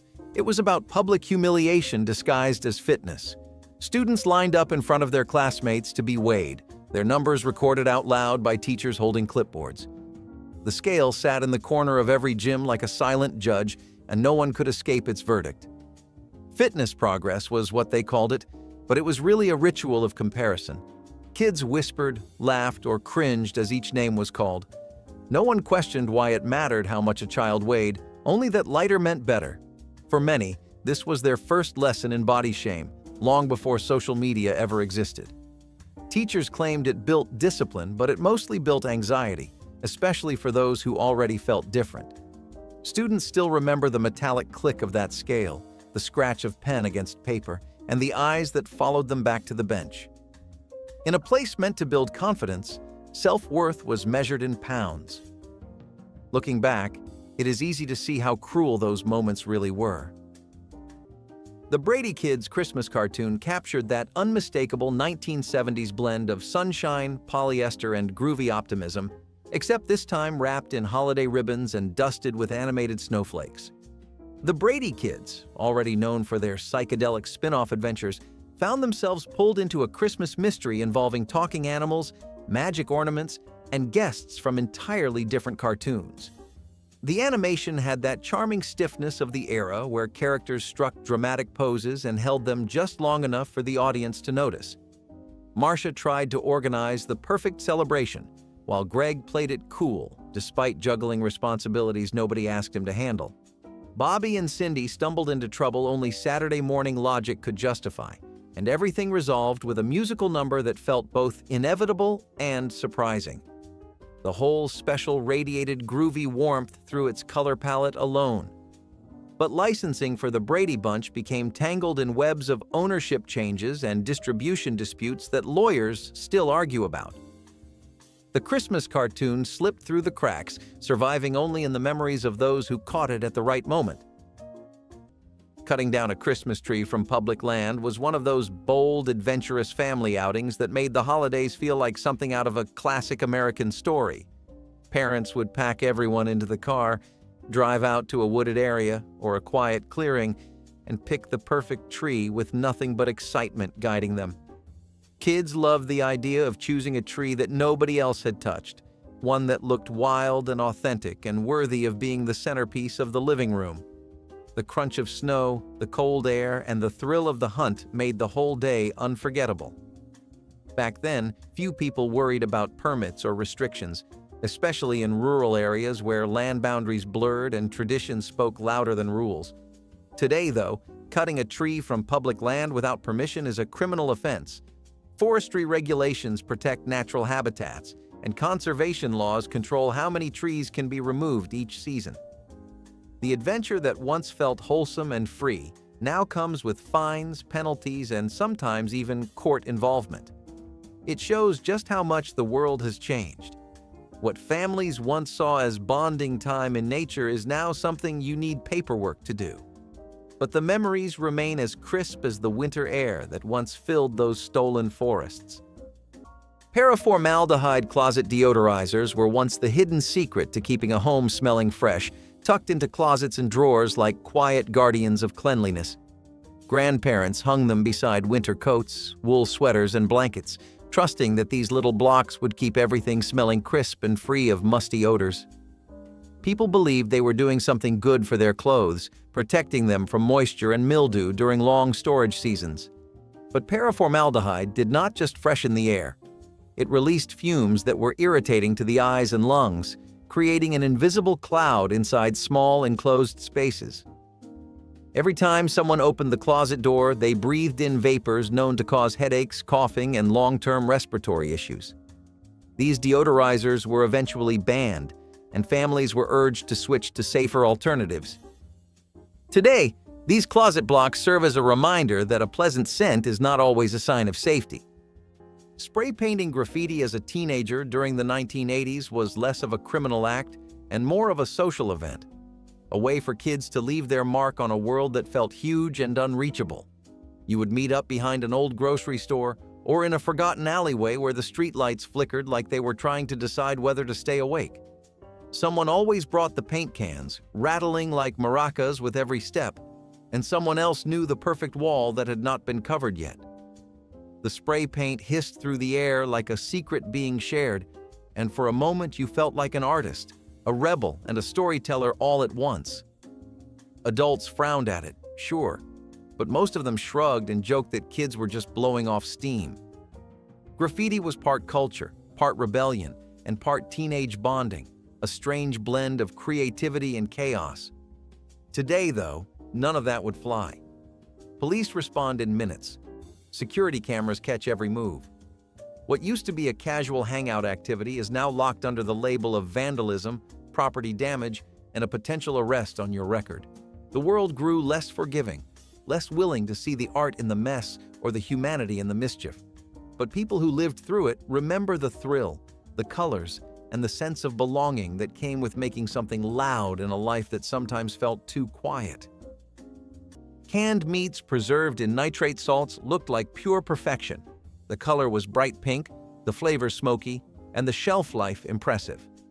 Housewives of the 1950s trusted them completely, serving slices of corned beef, deviled ham, and luncheon loaf without a second thought. It seemed like progress in a can, modern science keeping dinner safe and pretty. But what scientists would later discover about nitrates changed everything. When heated, these salts created nitrosamines, compounds linked to cancer and heart disease. That beautiful pink hue came at a dangerous cost. Even after the first warnings, it took years for consumers to believe that something so familiar could be deadly. People argued it was overblown, calling it just another scare. But soon, the facts became impossible to ignore.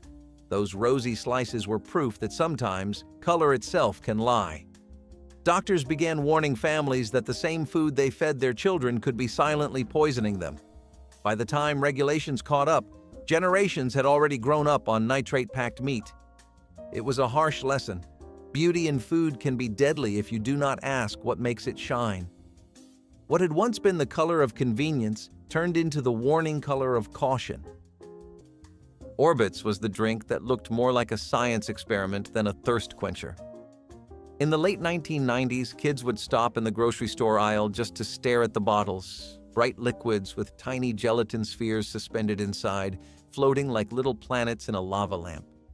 It was supposed to be futuristic, a drink you could both sip and watch. The first sip was strange, a mix of sweet syrup and jelly-like orbs drifting on your tongue. For some, it was a revelation. For others, pure confusion. But no one could deny that it was unlike anything else on Earth. People were fascinated, but they were also confused. The texture was unlike anything they had ever felt. Too thick to gulp, too thin to chew. The Food and Drug Administration soon stepped in, failing the product's stability tests because the suspended beads did not stay evenly distributed over time.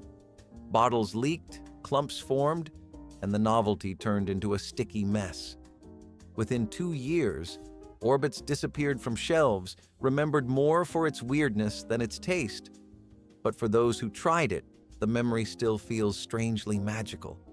A moment when food and science collided in the most bizarre way imaginable. It might not have lasted long, but it showed how curiosity could make something as simple as a drink feel like a glimpse into the future. As if being weighed in front of peers was not enough, schools often posted physical fitness results for everyone to see. Gym teachers would tack up large charts on the wall, listing every student's name and their performance in push-ups, running, or flexibility tests. The fastest and strongest stood proudly at the top.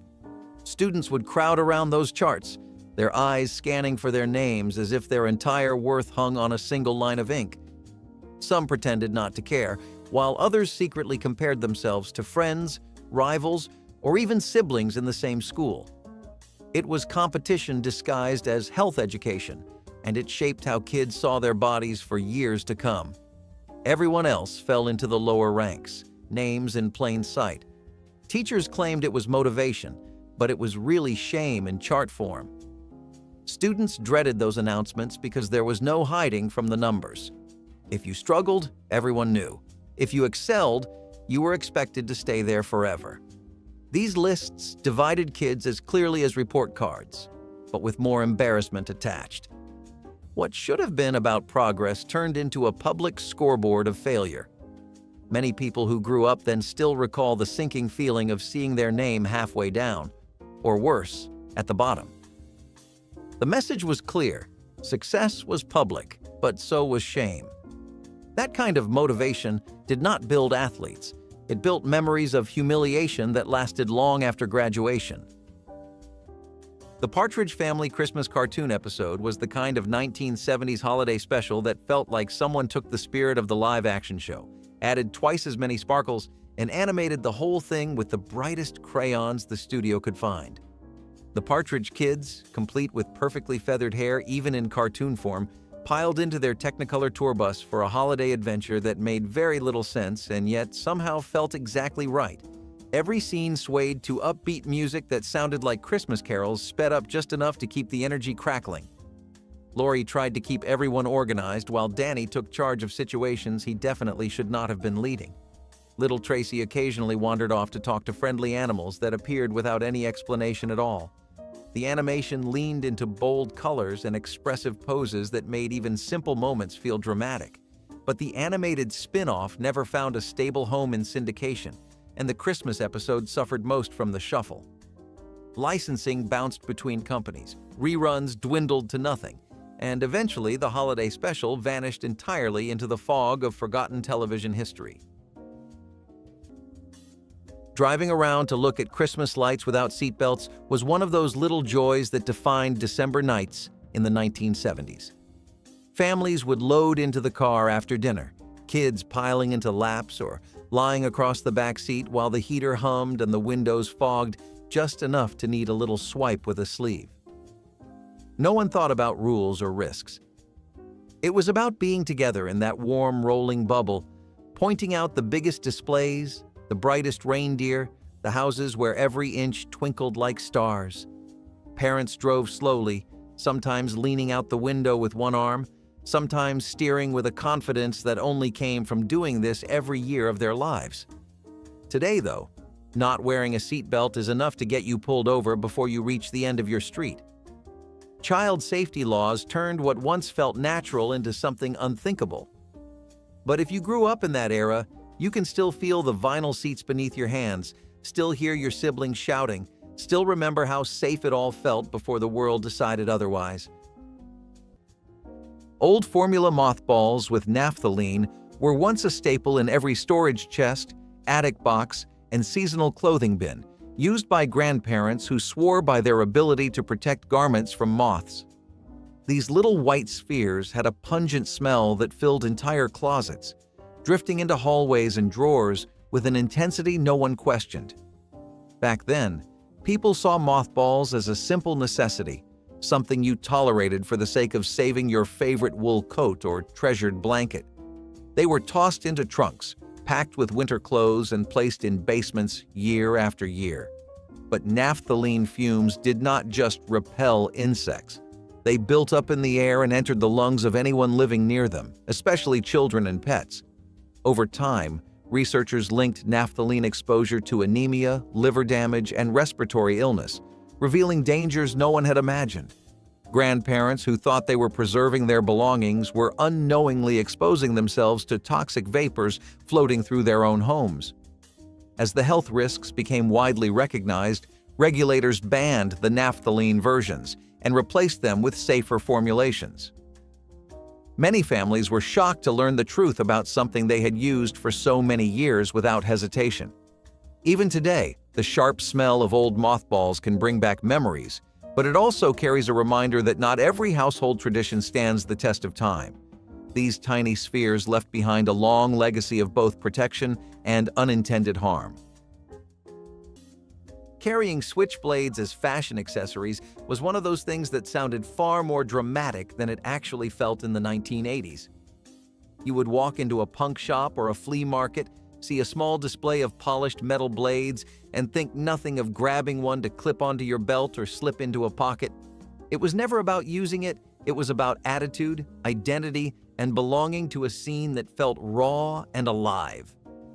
Punk culture thrived in that sharp edge between danger and style, and carrying a switchblade made you feel like you could handle the world even if you were just a teenager trying to navigate school and life.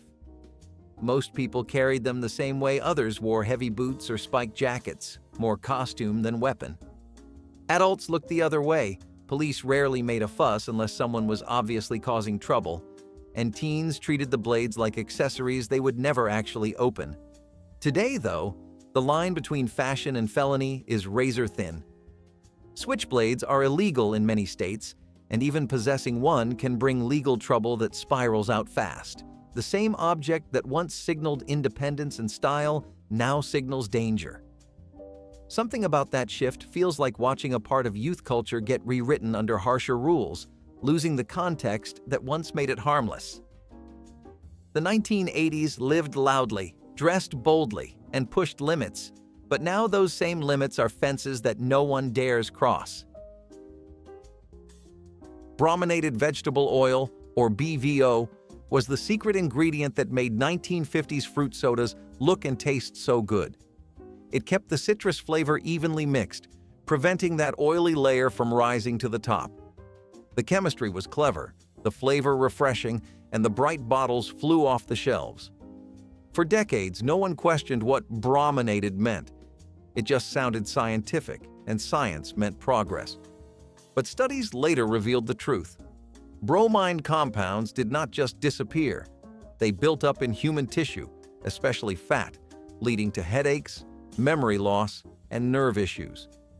It was found in everything from orange soda to sports drinks, hiding behind harmless-sounding labels. Teenagers drank it daily without a clue that it shared a chemical base with flame retardants. When that fact hit the headlines, even the most loyal soda drinkers turned queasy.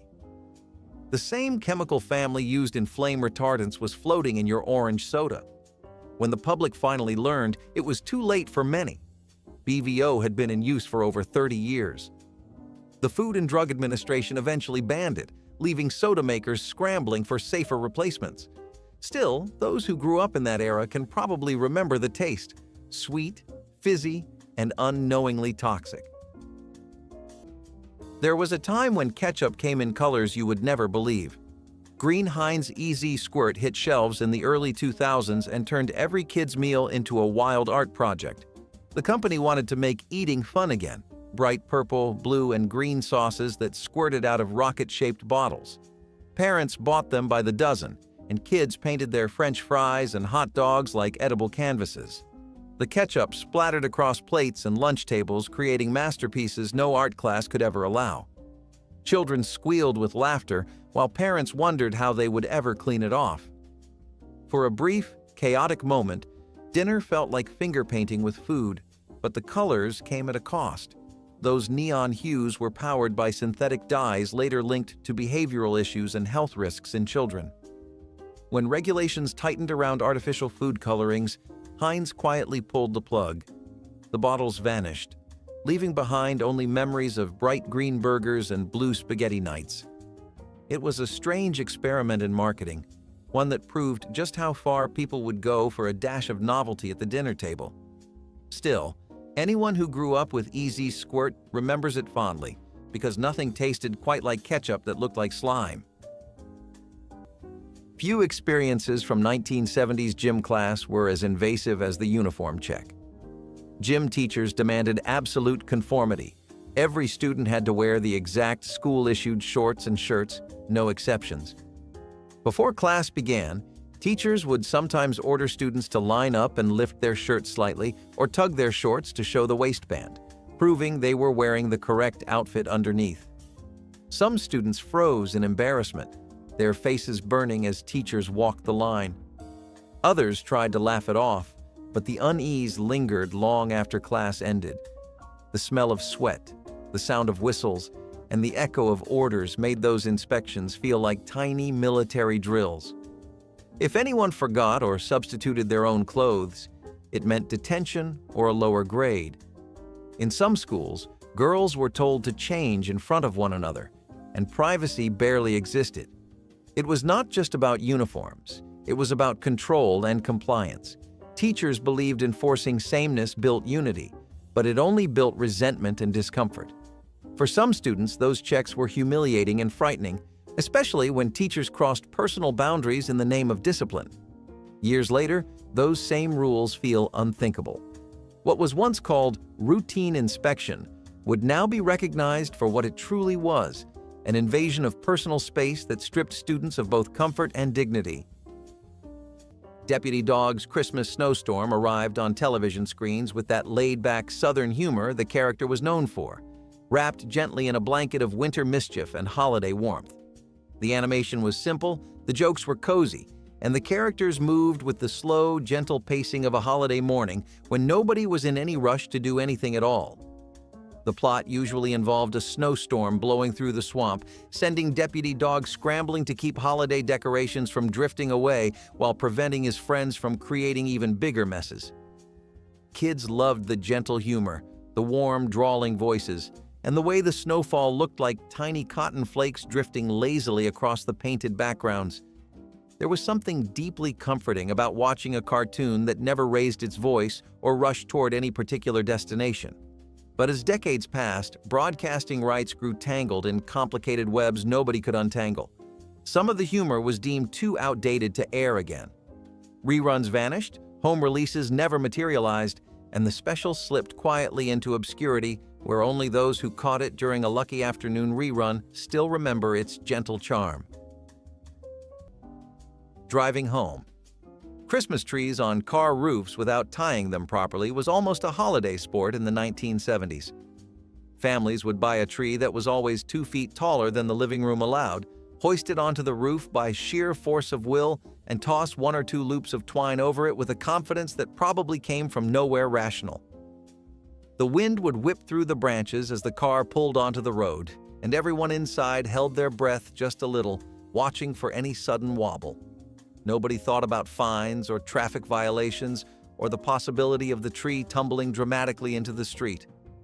It was just part of the adventure, part of the ritual of getting that perfect pine safely home. Today, though, even slightly unsecured loads can earn you a ticket on the spot. Highways and city streets have become strict zones of compliance, leaving no room for the messy charm of trial and error. But the memory of those rides home, filled with laughter and the smell of fresh pine creeping into the car, remains untouchable. Cadmium-plated dishware once sat proudly on dinner tables across the nation, decorated with bright reds, yellows, and oranges that made every meal feel a little more cheerful. Grandparents loved these plates because they were sturdy, vibrant, and sold everywhere from department stores to small local shops. Families used them daily for breakfast, lunch, and dinner, never imagining that something so colorful could carry such a serious threat. Back then, bright colors meant quality and charm, not danger, but cadmium does not stay locked inside ceramic glaze. Over time, especially when exposed to acids from food, the metal can leach out and seep directly into whatever is being eaten. Researchers eventually discovered that cadmium exposure could damage kidneys, weaken bones, and cause long-term health issues, even at low levels. This revelation shocked families who had relied on these plates for years. Regulators quickly moved to ban cadmium in dishware, forcing manufacturers to overhaul their production methods. Many people packed away their old sets, uncertain whether it was safe to keep them even as decorations. The contrast between the cheerful appearance and the hidden danger made these dishes one of the more unsettling household discoveries of the era today. They serve as a reminder that beauty and safety do not always go hand in hand, especially in a time when fewer regulations existed to protect everyday families. Playing with huge slingshots or wrist rockets in the suburbs was one of those backyard legends that practically every kid from the 1980s remembers. You would grab a wrist rocket from a sporting goods aisle or find a homemade contraption someone's older brother built in their garage, and suddenly the whole neighborhood became a battleground of soda cans, rocks, and whatever else could safely fly across the yard. It felt dangerous in the most innocent way. the kind of danger you could brag about later without ever actually meaning harm. Kids competed to see who could launch something the farthest, who could hit a target on the fence, who could make a soda can dance with one precise shot. Parents did not hover, neighbors did not panic, and the biggest worry was someone accidentally putting a dent in a mailbox. Today, though, these same slingshots are classified as dangerous weapons in many places. The law does not see childhood experiments in physics. It sees risk, liability, and potential harm. A tool that once symbolized curiosity and mischief now carries warnings that look more like legal disclaimers than toy packaging. Something about that change feels sad in a quiet way. Kids lost one of those simple thrills that taught aim, patience, and a little bit of daring. The suburbs got quieter, maybe safer, but also a little less alive. Saccharin-sweetened soft drinks were the original promise of guilt-free pleasure. The 1950s called them miracle sodas, offering sweetness without sugar, calories, or consequence. Housewives stocked their fridges with shiny cans of Diet Cola, proud to serve something modern and figure-friendly. It seemed like a revolution, proof that science could outsmart nature. But by the late 1960s, lab tests told a different story. Rats given high doses of saccharin developed bladder cancer, and public trust shattered overnight. The reaction was immediate.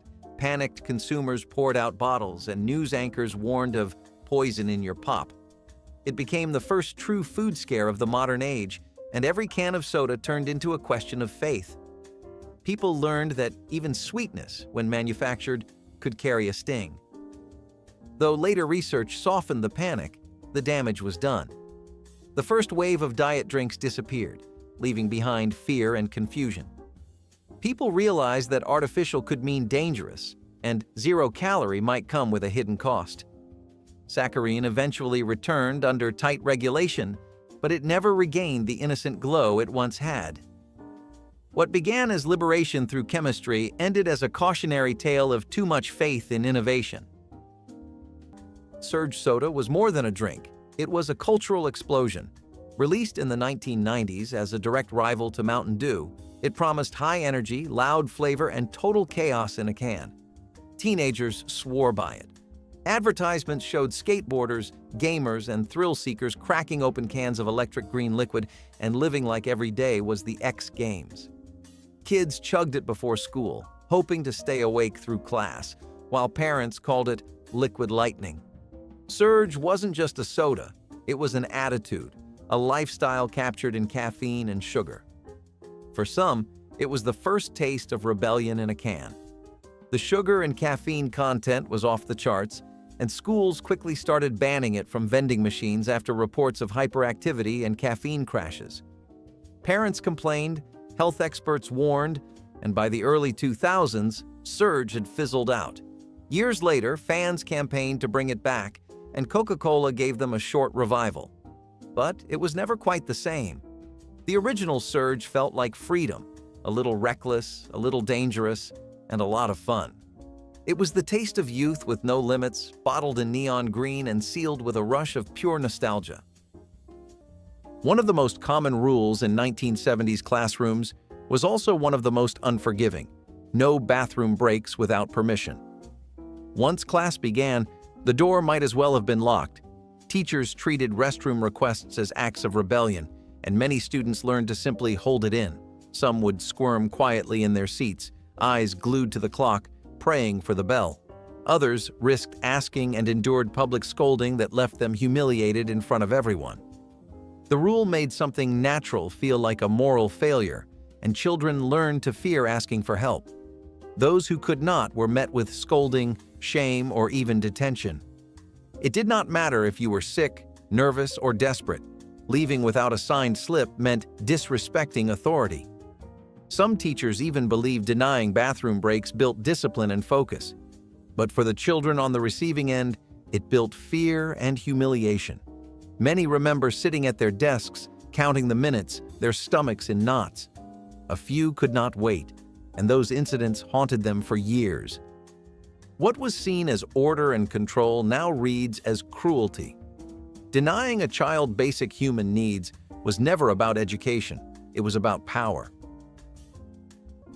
Christmas with the Groovy Ghoulies was unlike any holiday cartoon before or since, a delightful collision of spooky fun and festive cheer that somehow made perfect sense to children of the 1970s.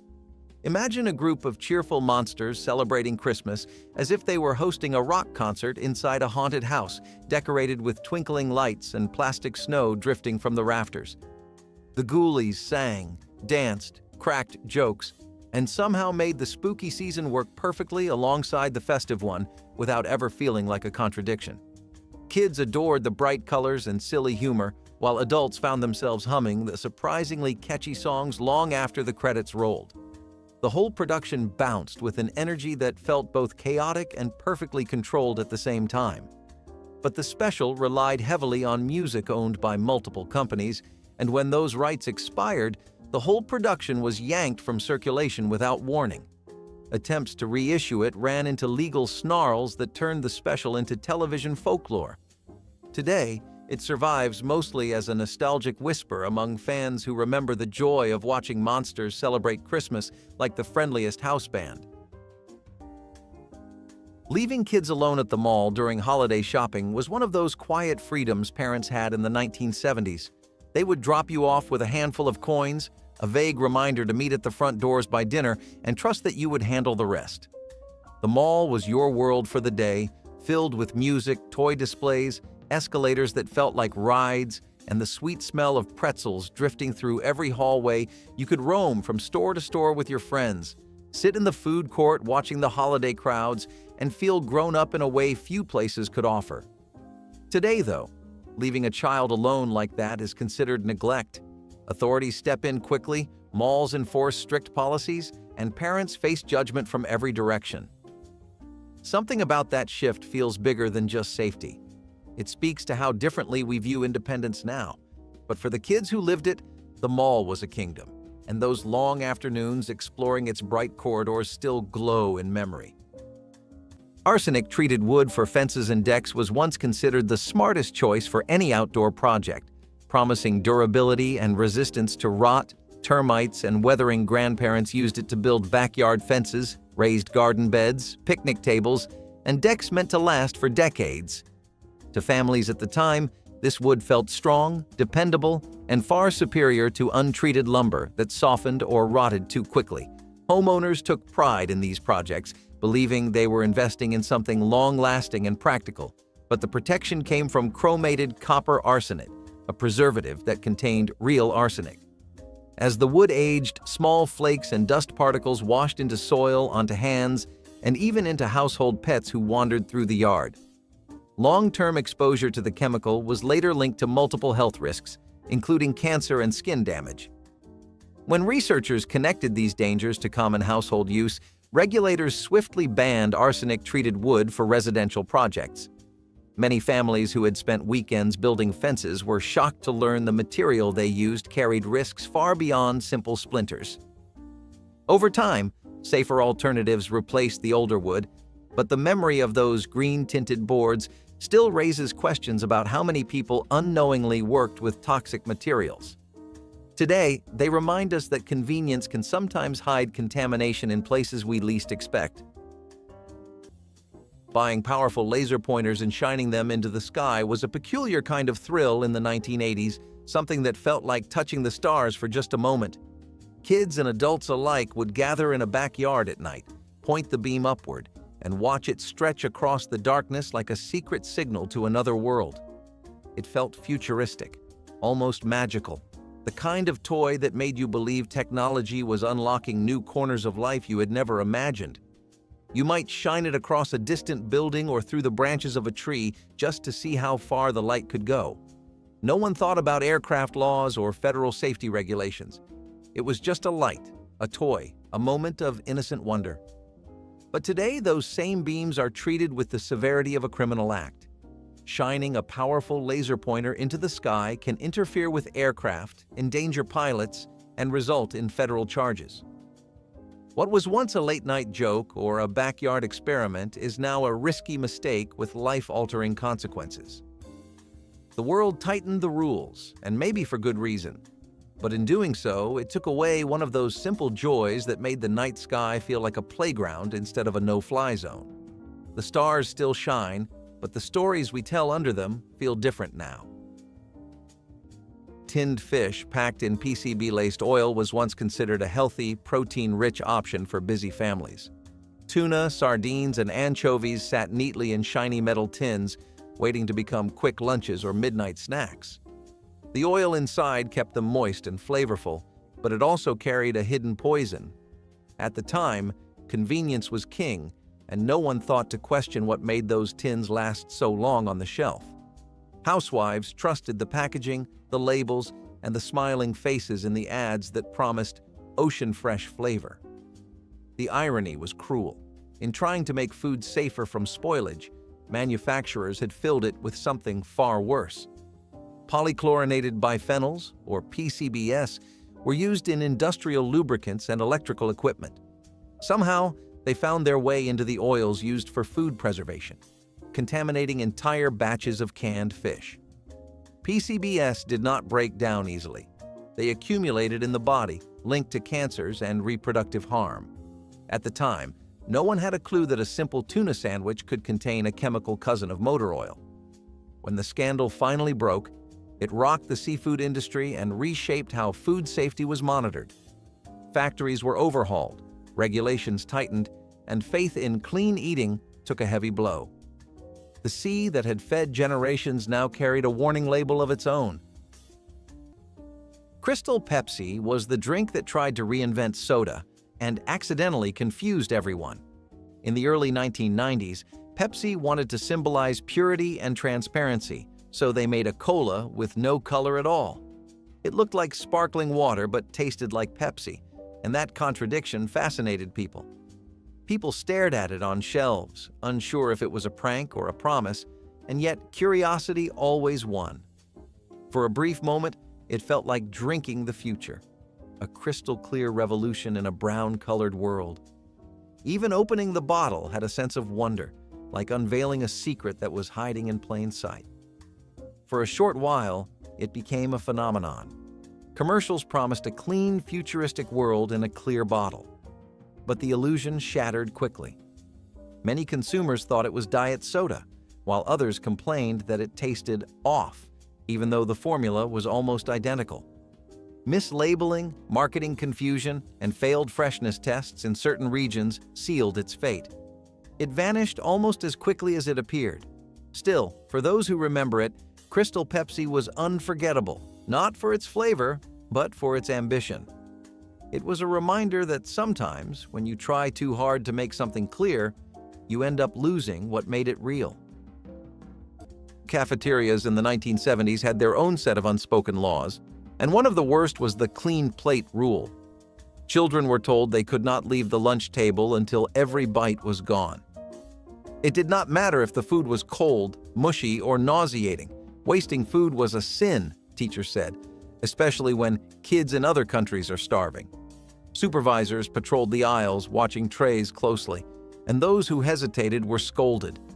Kids learned tricks, spreading food thinly to make it look eaten, hiding vegetables under napkins, or trading unwanted bites to friends who were hungrier or braver.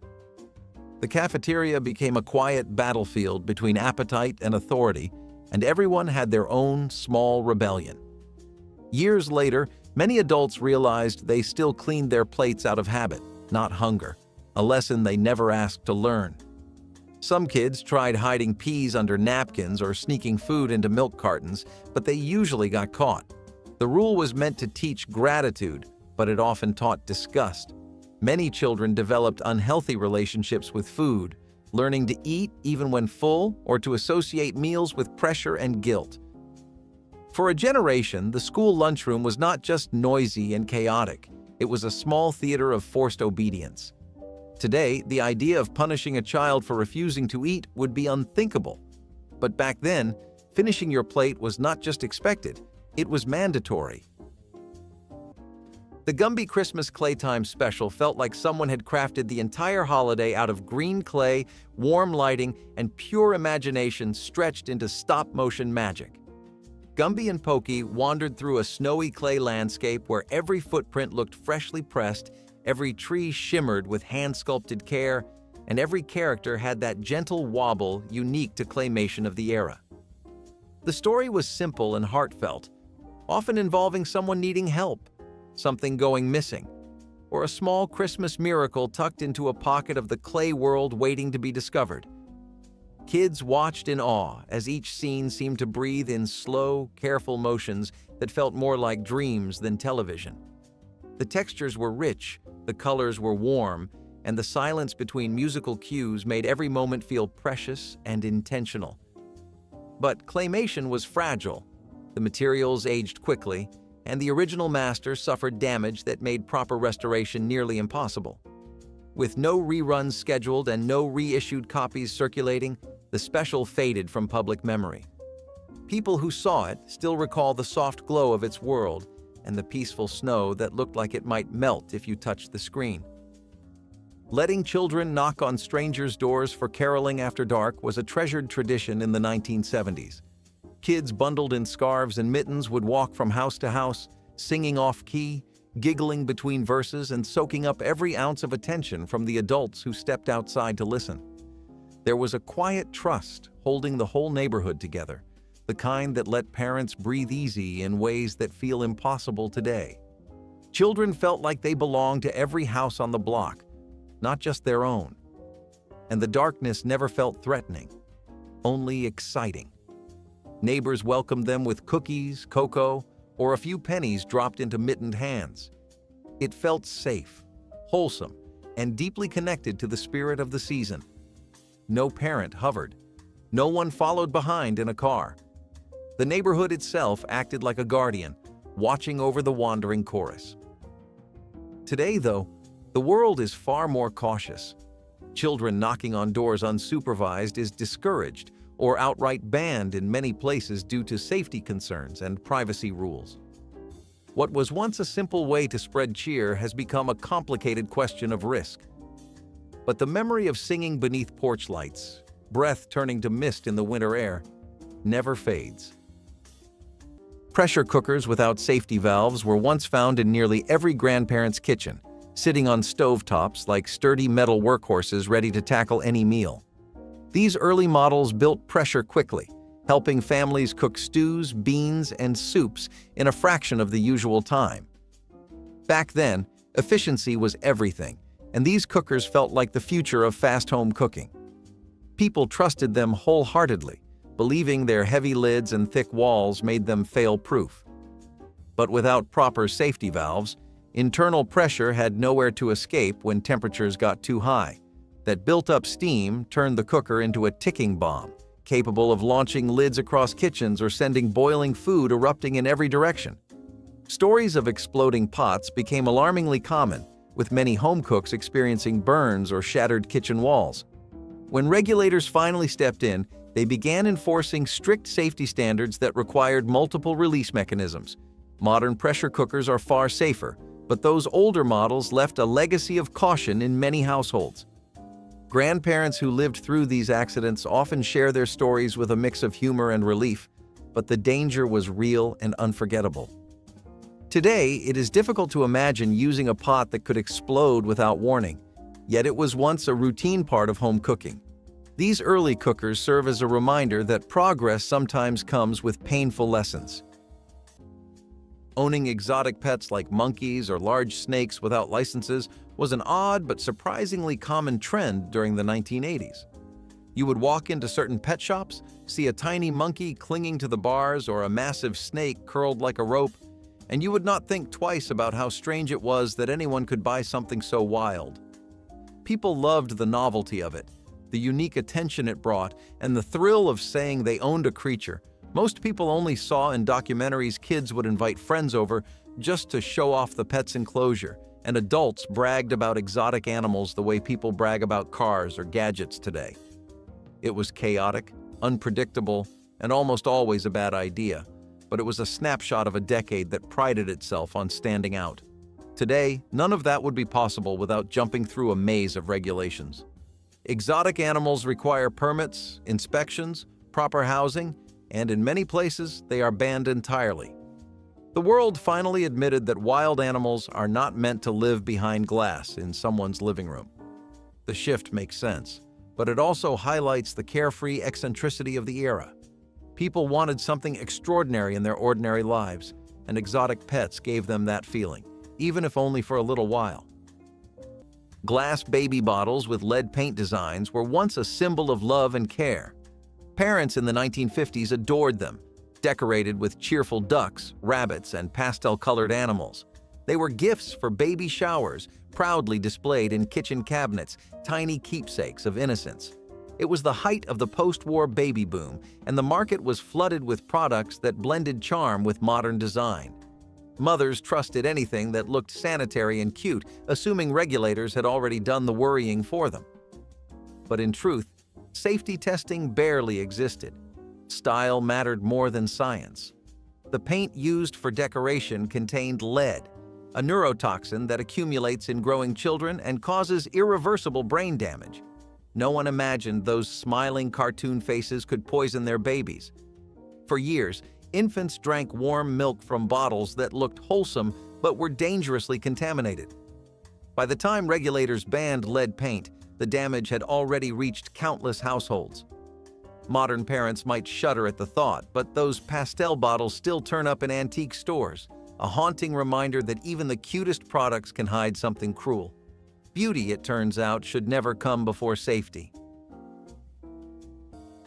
There was a time when everyone carried Certs mints in their pockets, little silver rolls promising 2 mints in 1. What made them special was the ingredient called retsin, a shiny green fleck that was advertised as a miracle compound for fresh breath. It was supposed to neutralize odors better than anything else on the market. People believed in it like magic, tiny specks of freshness that could erase the smell of coffee or a nervous lunch before a date. It was small but mighty, a sign that you cared about how you presented yourself to the world. Even the way the foil unwrapped had a familiar sound, like the opening note of confidence itself. For decades, Certs were part of American life, sold at gas stations, kept in car consoles, shared before job interviews or first dates. But when the Food and Drug Administration re-examined retsin, it found that the blend of copper gluconate and hydrogenated oil was not as safe or effective as claimed.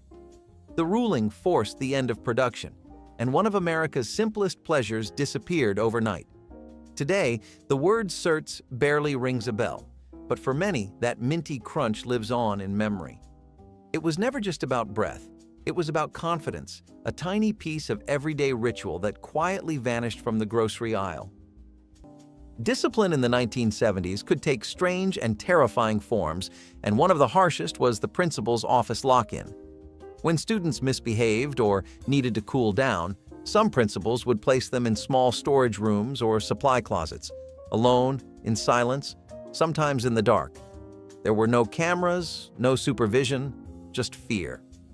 The student might stay there for minutes or hours depending on the mood of the principal. Teachers and parents rarely questioned it because they trusted authority. The sound of the door shutting was unforgettable, a heavy click that meant you were completely alone. The air smelled of cleaning supplies and dust, and the longer you sat there, the smaller the room felt. Every creak outside the door made your heart race, wondering if someone was coming back or if they had forgotten you entirely. To the staff, it was a practical way to maintain control. To the kids, it was punishment through isolation. Many remember sitting on the cold floor, hearing the muffled sound of typewriters and voices outside, wondering when someone would come back. For a child, that kind of solitude could feel endless. It is hard to imagine any educator defending that now, yet at the time it was accepted as normal discipline. What adults once called cooling off looks more like psychological cruelty in hindsight. The Christmas Dinosaurs Save Santa was a bright prehistoric adventure that answered a question nobody thought to ask. What if dinosaurs helped Santa deliver presents on Christmas Eve? In the 1970s, educational dinosaur cartoons were all the rage, so naturally someone decided to combine the ancient creatures with holiday magic and see what happened. The result was cheerful brontosauruses pulling sleighs, chatty pterodactyls scouting rooftops, and a T-Rex with a surprisingly gentle heart who learned the true meaning of giving. The dinosaurs teamed up to clear snowy paths, carry giant toy sacks, and guide Santa's sleigh when his reindeer caught a seasonal cold that left them grounded. Kids loved seeing their favorite ancient creatures wrapped in scarves and singing holiday songs with voices that echoed across painted volcanic landscapes. The animation had that charming, slightly clunky look where every movement felt like a proud effort. But as interest in educational dinosaur content faded near the end of the decade, the special lost its audience and funding. Networks stopped airing it, studios shuffled priorities, and soon the Christmas dinosaurs marched quietly into extinction once again. Letting kids sit on Santa's lap without background checks for performers was as normal as candy canes in the 1970s. Every mall, store, and community center had a Santa who showed up for a few weeks each year, ready to greet every child with a warm laugh and a holiday smile. Parents lined up without a second thought, snapping photos as their kids clutched Santa's coat and whispered their wishes for Christmas morning. People believed deeply in the goodness of the role, not the resume behind it. Santa was seen as a symbol of kindness, not a figure who needed screening or verification. Trust was the wrapping paper that held the whole tradition together. No one asked about training or screening or documentation. It was simply assumed that Santa was safe. The world trusted the suit, the beard, and the magic behind the role. Today, though, every performer must be vetted, monitored, and cleared under strict regulations. The innocence of the moment is now wrapped in paperwork and policies.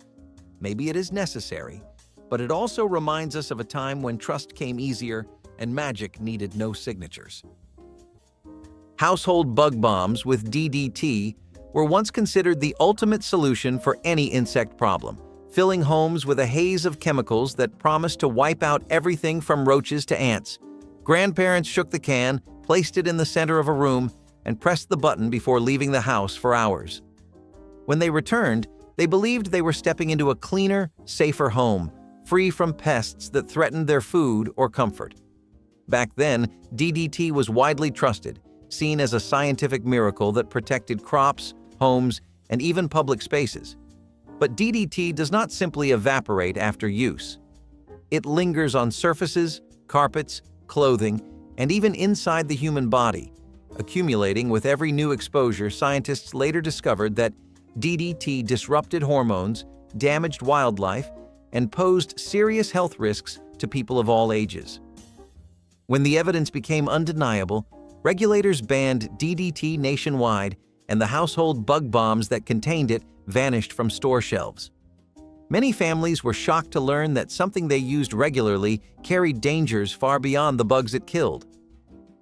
Looking back, these foggers represent a time when convenience outweighed caution, and chemicals were introduced into homes with little understanding of their long-term impact. Today, DDT stands as a symbol of environmental and health awareness born from painful discovery. Smuggling cheap beer or booze from Mexico or Canada for parties was practically a summer ritual during the 1980s, the kind of mission that teenagers and adults both treated as an adventure. Someone always knew a gas station just across the border where the prices were half what you would pay at home, and a group of friends would pile into a car with an empty trunk and way too much confidence. You would drive across, load up on bottles or cans, crack a few jokes with locals, and head back like you were bringing home treasure. The truth is, most people knew it was not entirely legal even back then, but the risk felt small, almost harmless. It was a shortcut, a loophole, a way to stretch a tight budget during a decade that wanted big fun without big spending. Today, though, those same actions are treated as customs violations, trafficking offenses, and sometimes even smuggling crimes. Border Patrol does not shrug it off, and a trunk full of cheap alcohol is enough to earn a criminal record instead of a laugh. Something changed in how we handle risk, fun, and laws. The 1980s lived in a world where the rules felt like suggestions, and adventures felt worth the trouble. Now the trouble lasts longer than the fun ever did. Asbestos, oven mitts, and hot pads were marketed as indestructible. Advertisements promised they could handle any heat without ever catching fire. Housewives trusted them, pulling casseroles and roasts straight from the oven with confidence. It was the post-war era of atomic age optimism, when scientific materials meant progress and danger felt impossible. The word asbestos was said with pride. It sounded technical, modern, and safe. Nobody imagined that the same mineral used in insulation and factories could turn a kitchen into a slow-motion health hazard. The secret was asbestos, a mineral that could resist flames but released deadly fibers every time it was touched.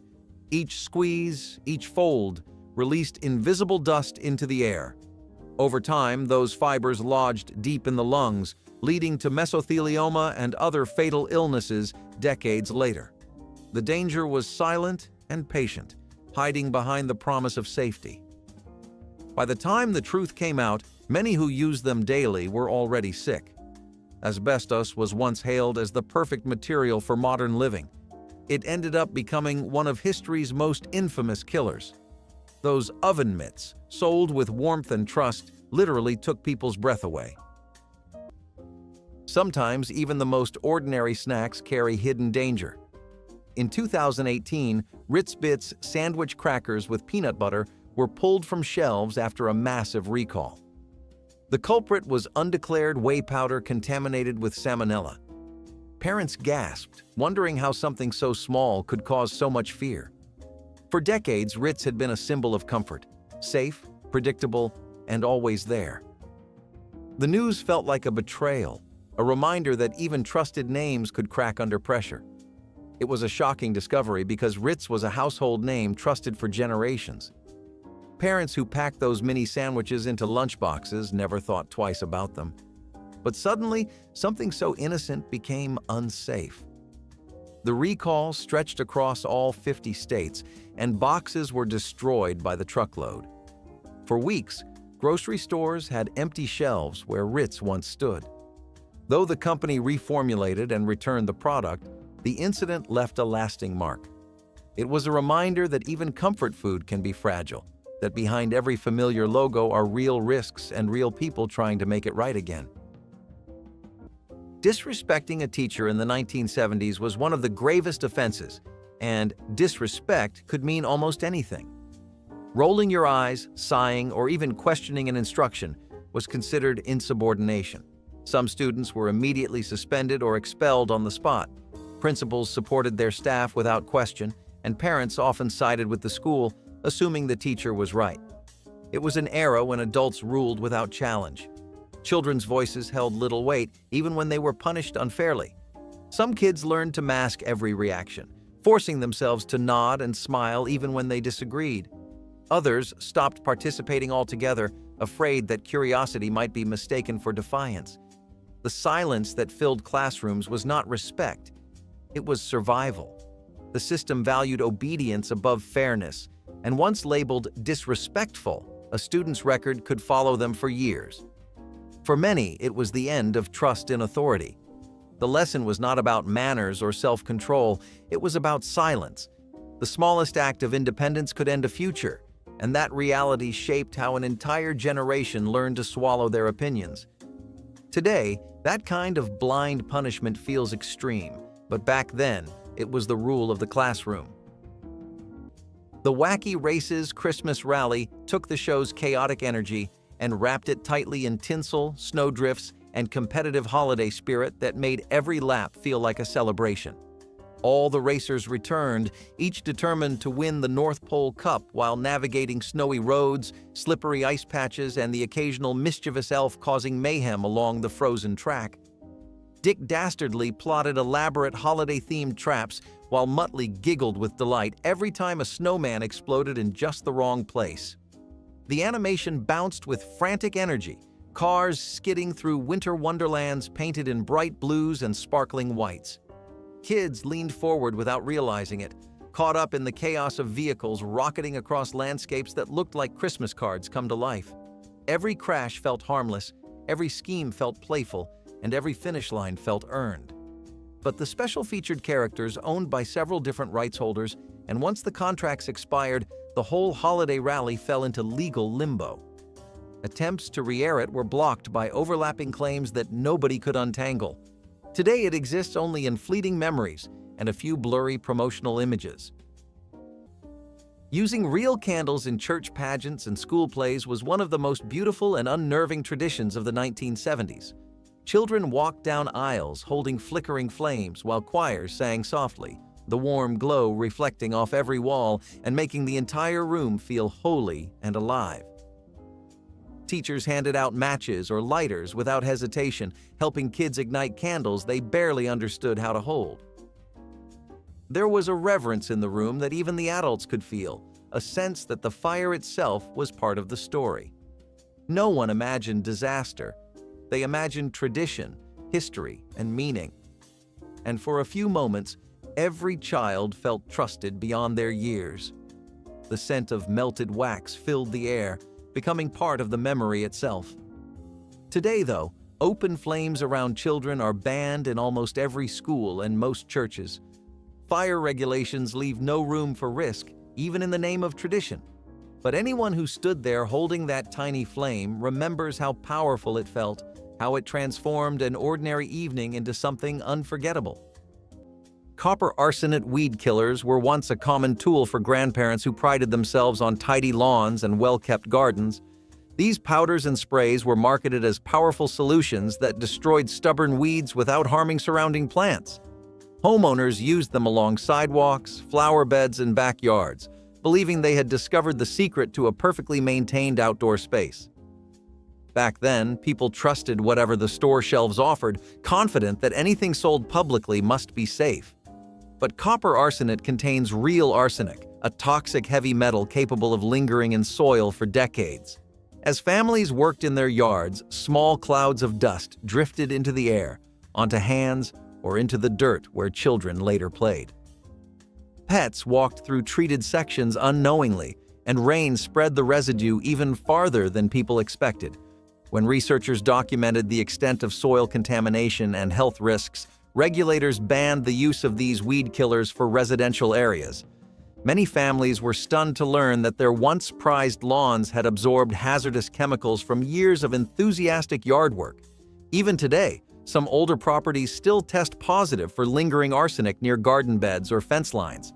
These weed killers serve as a sobering reminder that quick fixes in landscaping can sometimes carry long-lasting consequences that future generations inherit without knowing. Illegal cable television black boxes were one of the most open secrets of the 1980s, a strange loophole that half the neighborhood knew about but no one ever openly discussed. You would walk into a friend's living room and notice they had twice as many movie channels as you did, and when you asked how, they would just smile and say their uncle knew a guy. These little devices sat quietly under the television set, unscrambling premium channels that normally cost more than most families could afford. It felt like beating the system, like you had discovered a hidden door into the exciting world of movies, concerts, and late-night programming. The cable companies hated it, of course, but for a while the practice slipped under the radar. Today, that kind of device is treated as digital piracy. Penalties can include fines, charges, and seizures of equipment. The law cracked down hard once the technology advanced far enough to track usage. The fun disappeared, replaced by warnings about fraud, intellectual property theft, and federal regulations. It is strange to think that something so quiet, so small, and so common is now a red flag for investigators. The 1980s lived in the imperfect spaces between rules, where people found ways to make life a little more exciting without worrying about consequences. That world is long gone. Mercury-tipped thermometers for cooking were once the gold standard of precision.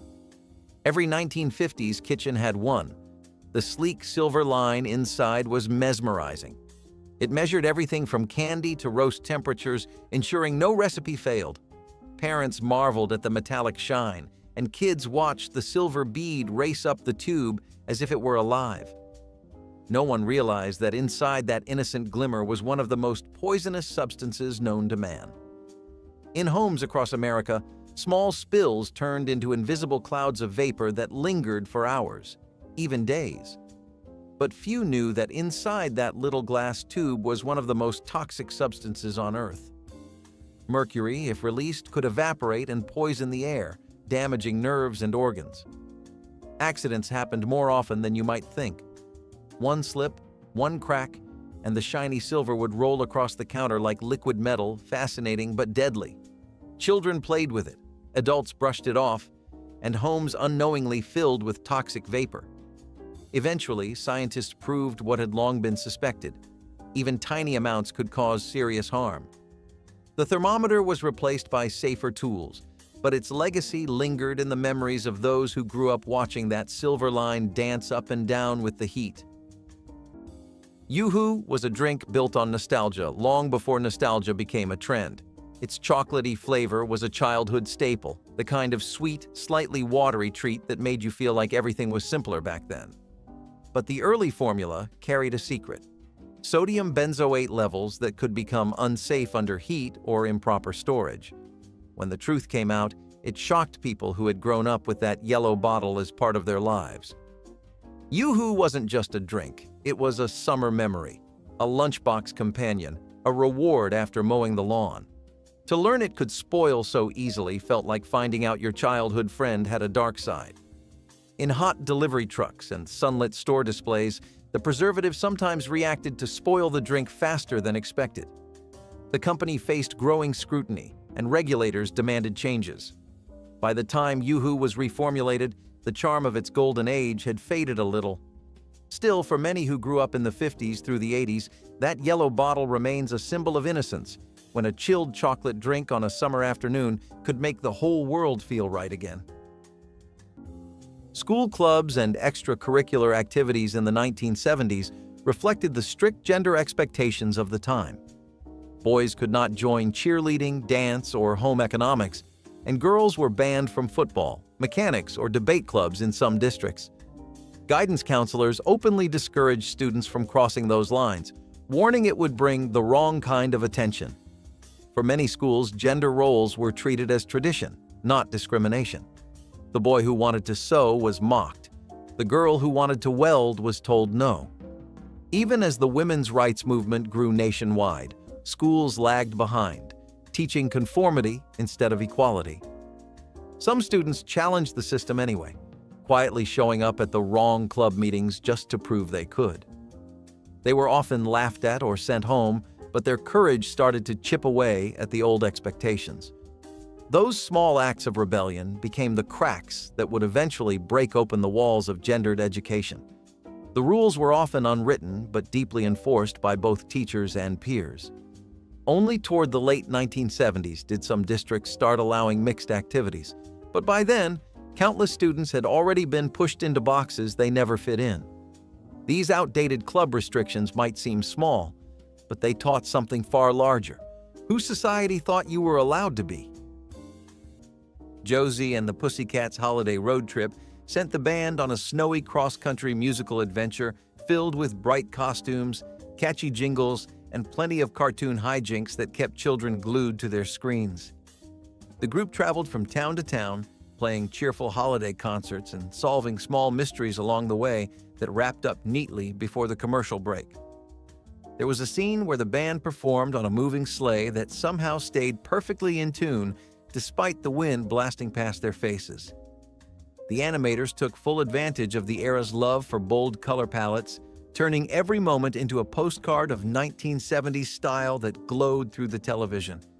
Melody cracked jokes, Valerie saved the day with clever ideas, and Josie kept everyone moving forward despite holiday chaos following them like confetti in the wind. Kids loved the blend of music and adventure, while adults enjoyed the upbeat soundtrack. But when the show's overseas distribution deals expired, reruns quietly disappeared from schedules. The holiday episodes slipped into that strange void where content exists only in the memories of those who watched it at the perfect moment in their childhood. Children participating in live nativity scenes with real animals was a cherished holiday experience in the 1970s. Schools and churches would gather goats, donkeys, sheep, or even small calves, placing them in straw-lined corners while children in robes acted out the story of the nativity.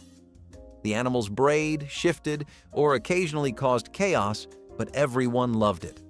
There was something magical about sharing the stage with creatures that felt straight out of the story itself.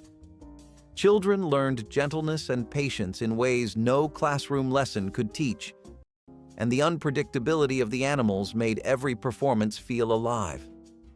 Parents watched proudly, cameras in hand, capturing moments that felt sacred in their simplicity. But today, safety and liability laws make this nearly impossible. Real animals require permits, supervision, insurance, and strict handling rules. Most places do not attempt it anymore. The warmth of those live scenes has been replaced by cardboard props or digital projections. Yet anyone old enough to remember those nights can still smell the hay and hear the soft bleats that completed the scene. PCP, treated leather goods, were once sold everywhere, from department stores to small clothing shops, offering belts, handbags, and jackets preserved with pentachlorophenol. Grandparents purchased them because they were durable, resistant to mold, and had a polished finish that made them look high quality. Back then, leather was expected to last for years, and PCP treatments were marketed as the perfect way to ensure longevity. Families rarely questioned what kept their belts from cracking or their purses from collecting mildew. But pentachlorophenol is a toxic chemical that seeps into skin on contact and releases fumes slowly over time.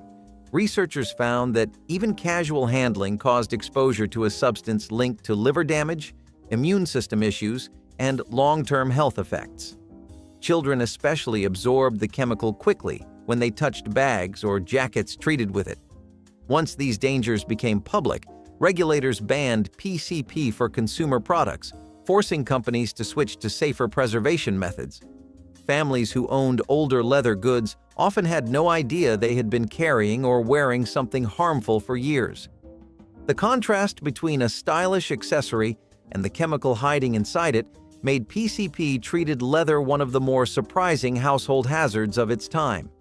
Today, these items remind us that fashion can sometimes carry invisible risks that no one suspects until the science catches up. Recording television shows and renting out the tapes to neighbors was one of those charming little microeconomies that defined communities during the 1980s. Someone always had 2 VCR machines, a stack of blank tapes, and a knack for catching every new show or late-night movie. They would record everything, label the spine in neat handwriting, and lend or rent out those tapes like they ran a tiny blockbuster from their living room. People loved the convenience. You did not need cable television, you did not need to rush home in time for your favorite show, and you did not need to miss anything important. It was a simple way to share entertainment, build friendships, and create that old feeling of neighborhood closeness where everyone helped everyone else. Today, though, that same operation would be considered media piracy. The laws are strict, the fines are enormous, and the concept of copying copyrighted material is treated like a crime with real stakes. Technology advanced, companies tightened their grip, and the casual friendliness of tape sharing became tangled in legal language that left no room for nostalgia. Something about that shift feels like watching a small kindness get swallowed by a bigger, colder world. The 1980s lived on creativity and community, even in the smallest ways. Now those ways are memories instead of options. Bleached flour with benzoyl peroxide was sold as the purest, whitest flour money could buy. Housewives loved it. It looked clean, modern, and scientifically improved. The bleaching process made the flour snow white, a symbol of quality and refinement in mid-century kitchens. In an age obsessed with hygiene and purity, white meant progress, and the food industry knew it. Magazines ran full-page ads showing spotless kitchens and immaculate loaves, as if color itself could signal contamination. The reality was far less pristine. Each bag carried traces of industrial chemicals that no one could pronounce. But the same chemical used to bleach the flour was also used in industrial processes, including plastics and cleaning agents. Over time, scientists found that benzoyl peroxide left behind chemical residues that affected digestion and possibly the nervous system. The flour looked perfect but carried unseen consequences. Bakers noticed something too. The bread made with it tasted flat, lifeless, and oddly sterile. By the time regulators banned the practice, America had learned another hard truth. Food does not need to look perfect to be good. Natural color, once seen as old-fashioned, became a mark of authenticity. The ghost white loaves of the 1950s gave way to the golden brown of something real again. Charcoal Fin Kool-Aid might just be the most whimsical flavor ever made. Inspired by the company's famous mascot, it mixed red, pink, and orange into a swirl of fruity chaos that tasted like every childhood sleepover combined. It came with its own cartoon shark and promised an ocean of fun. The packets were bright and bold, almost glowing under store lights, and they begged to be taken home. Kids mixed it in cloudy pitchers, stirring up tides of color that looked too good to be real. Parents pretended not to notice the sugar storms brewing in their kitchens, smiling as laughter spilled over the countertops. But hidden beneath the playful name was an ingredient that would lead to its downfall: red dye number 3. The same chemical that gave it that glowing sunset hue was later found to cause thyroid tumors in animal tests. The Food and Drug Administration moved to restrict its use, and Charcoal Fin quietly disappeared. Fans still talk about it online, sharing photos of vintage packets like relics of a lost world. For them, it was not just about the flavor. It was about the feeling of summer, freedom, and bright plastic pitchers filled with imagination. Some say no drink since has captured that kind of joy. In some schools, gender segregation extended beyond clubs and into the classroom itself. Boys and girls were often separated for lessons that reinforced stereotypical skills: home economics for girls, shop class for boys. Teachers defended it as preparation for real life. Girls learned cooking, sewing, and childcare while boys worked with wood, metal, or engines. It was an unspoken law of education, shaping future roles long before students even had a say. Many girls secretly envied the power tools, while some boys wished for the creativity of cooking. But crossing that boundary was discouraged or mocked. One boy who tried to enroll in home economics was told flatly, "That class isn't for you."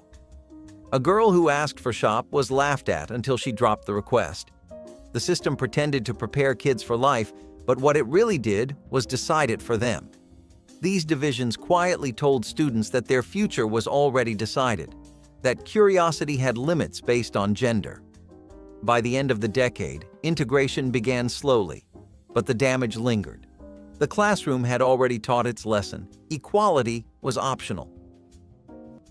The Christmas Trolls of Timber Hollow was a woodland fantasy special that looked like it had been animated with crayons, moss, and the softest winter sunlight filtering through hand-painted trees.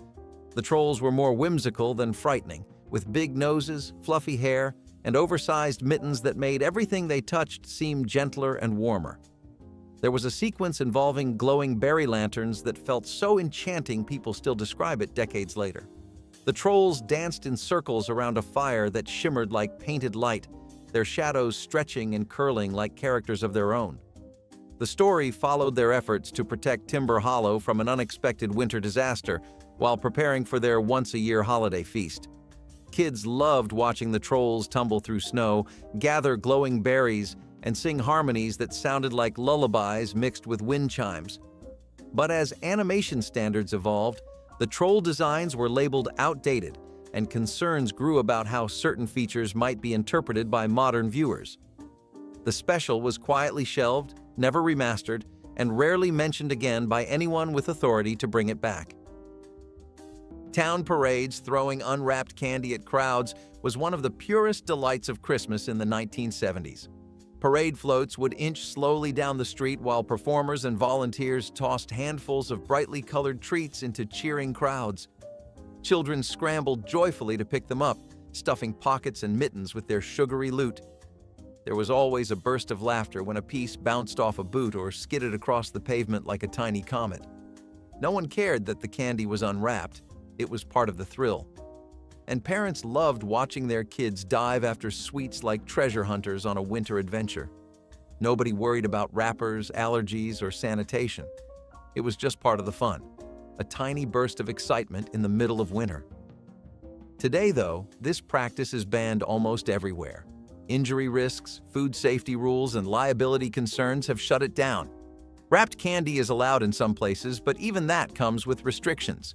Still, the memory of a flying piece of candy arcing through the cold air is something many people hold close. Bare bulb heat lamps for bathrooms were once seen as a luxurious upgrade, offering instant warmth during cold mornings when stepping out of the shower felt unbearable. Grandparents installed them proudly, believing these lamps were both comforting and practical, especially in older homes without central heating. The bright red bulbs glowed intensely, filling the bathroom with a warmth that felt almost spa-like.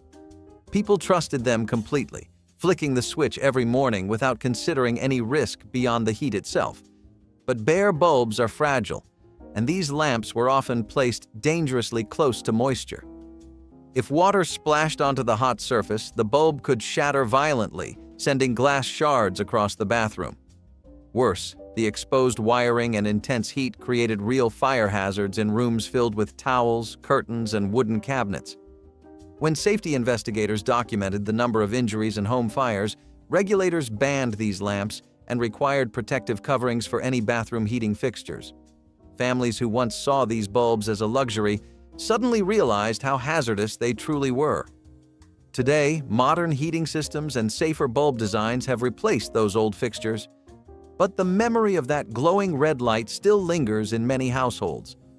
It is unsettling to think that something meant to bring comfort carried such unpredictable risks behind its warm glow. Driving without car insurance or license plates for weeks after a purchase was shockingly common in the 1980s, a kind of informal grace period that people assumed existed even when the law did not. You could buy a used car from a neighbor, slap a temporary note in the window, and drive around town without anyone thinking twice. Sometimes people kept the old plates on until they got around to the paperwork. Other times, they just hoped no one would look too closely. Police were not nearly as strict or automated, and traffic stops relied on what officers saw rather than what their computers told them. Life moved slower, and so did enforcement. Today, the rules are different. Driving without proper registration or proof of insurance can lead to tickets, fines, towing, or even arrest. Digital databases track everything, and automatic license plate scanners catch problems before you even realize you have been seen. There is no wiggle room now, no quiet period where the universe looks the other way while you get your life sorted out. Something about that change reminds people how tightly the world is monitored today, how little space there is for the messy, human parts of life where delays happen and money is tight. The 1980s were far from perfect, but they left room for imperfection. That room is gone. Lard-based frosting sold in tins were the unsung stars of post-war baking aisles. Housewives praised them as miracles, ready to spread, shelf-stable, and guaranteed to make cakes look beautiful for days. They were smooth, sweet, and rich with a comforting aroma. For families still recovering from the war, they symbolized abundance, an indulgence that could turn a plain cake into something special. Advertisers sold them with smiling mothers and birthday candles, proof that convenience was the new luxury. Few realized those glossy cakes were hiding spoonfuls of industrial fat processed beyond recognition. But beneath that charm was a mess of unregulated animal fats, processed with unknown chemicals to extend shelf life. Over time, these frostings were found to be dangerously high in cholesterol and trans fats, contributing to heart disease. The same product that crowned birthday cakes with joy was silently clogging arteries across the nation. Once nutritionists connected the dots, those tins vanished from grocery shelves almost overnight. Still, for those who grew up in the 1950s, that sweet, greasy taste brings back the smell of birthdays and bake sales. It was the flavor of a time when no one read ingredient lists and when indulgence came before information. Before energy drinks or sports beverages, there were jungle juice barrels, tiny plastic jugs filled with sweet fluorescent liquid. They were cheap everywhere and perfectly sized for a kid's hand. The foil tops peeled back with a satisfying pop, releasing a sugary scent that screamed childhood. You could buy a handful for the change in your pocket, clutching them like treasure all the way home. The colors, bright blue, cherry red, electric green, felt alive, like liquid candy glowing under sunlight. Kids would trade flavors at lunch tables, sipping victory through tiny straws. But those bright colors and low prices came at a cost. The dyes used in some batches were later found to violate safety standards, and the thin plastic barrels posed choking and contamination risks. The Food and Drug Administration cracked down, and the barrels disappeared from stores.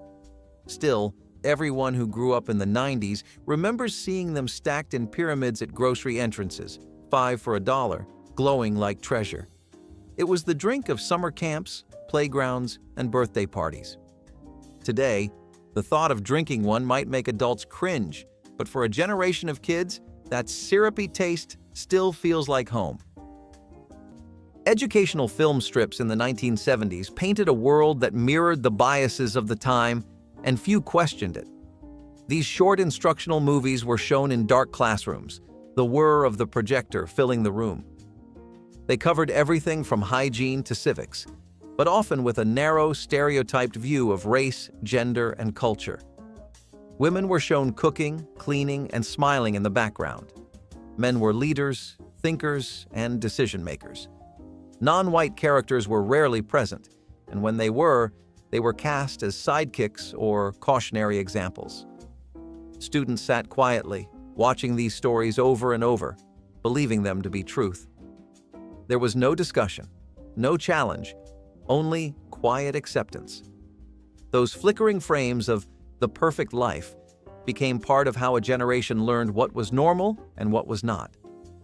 Teachers used these films as unquestioned truth, reinforcing ideas that would later be called discriminatory.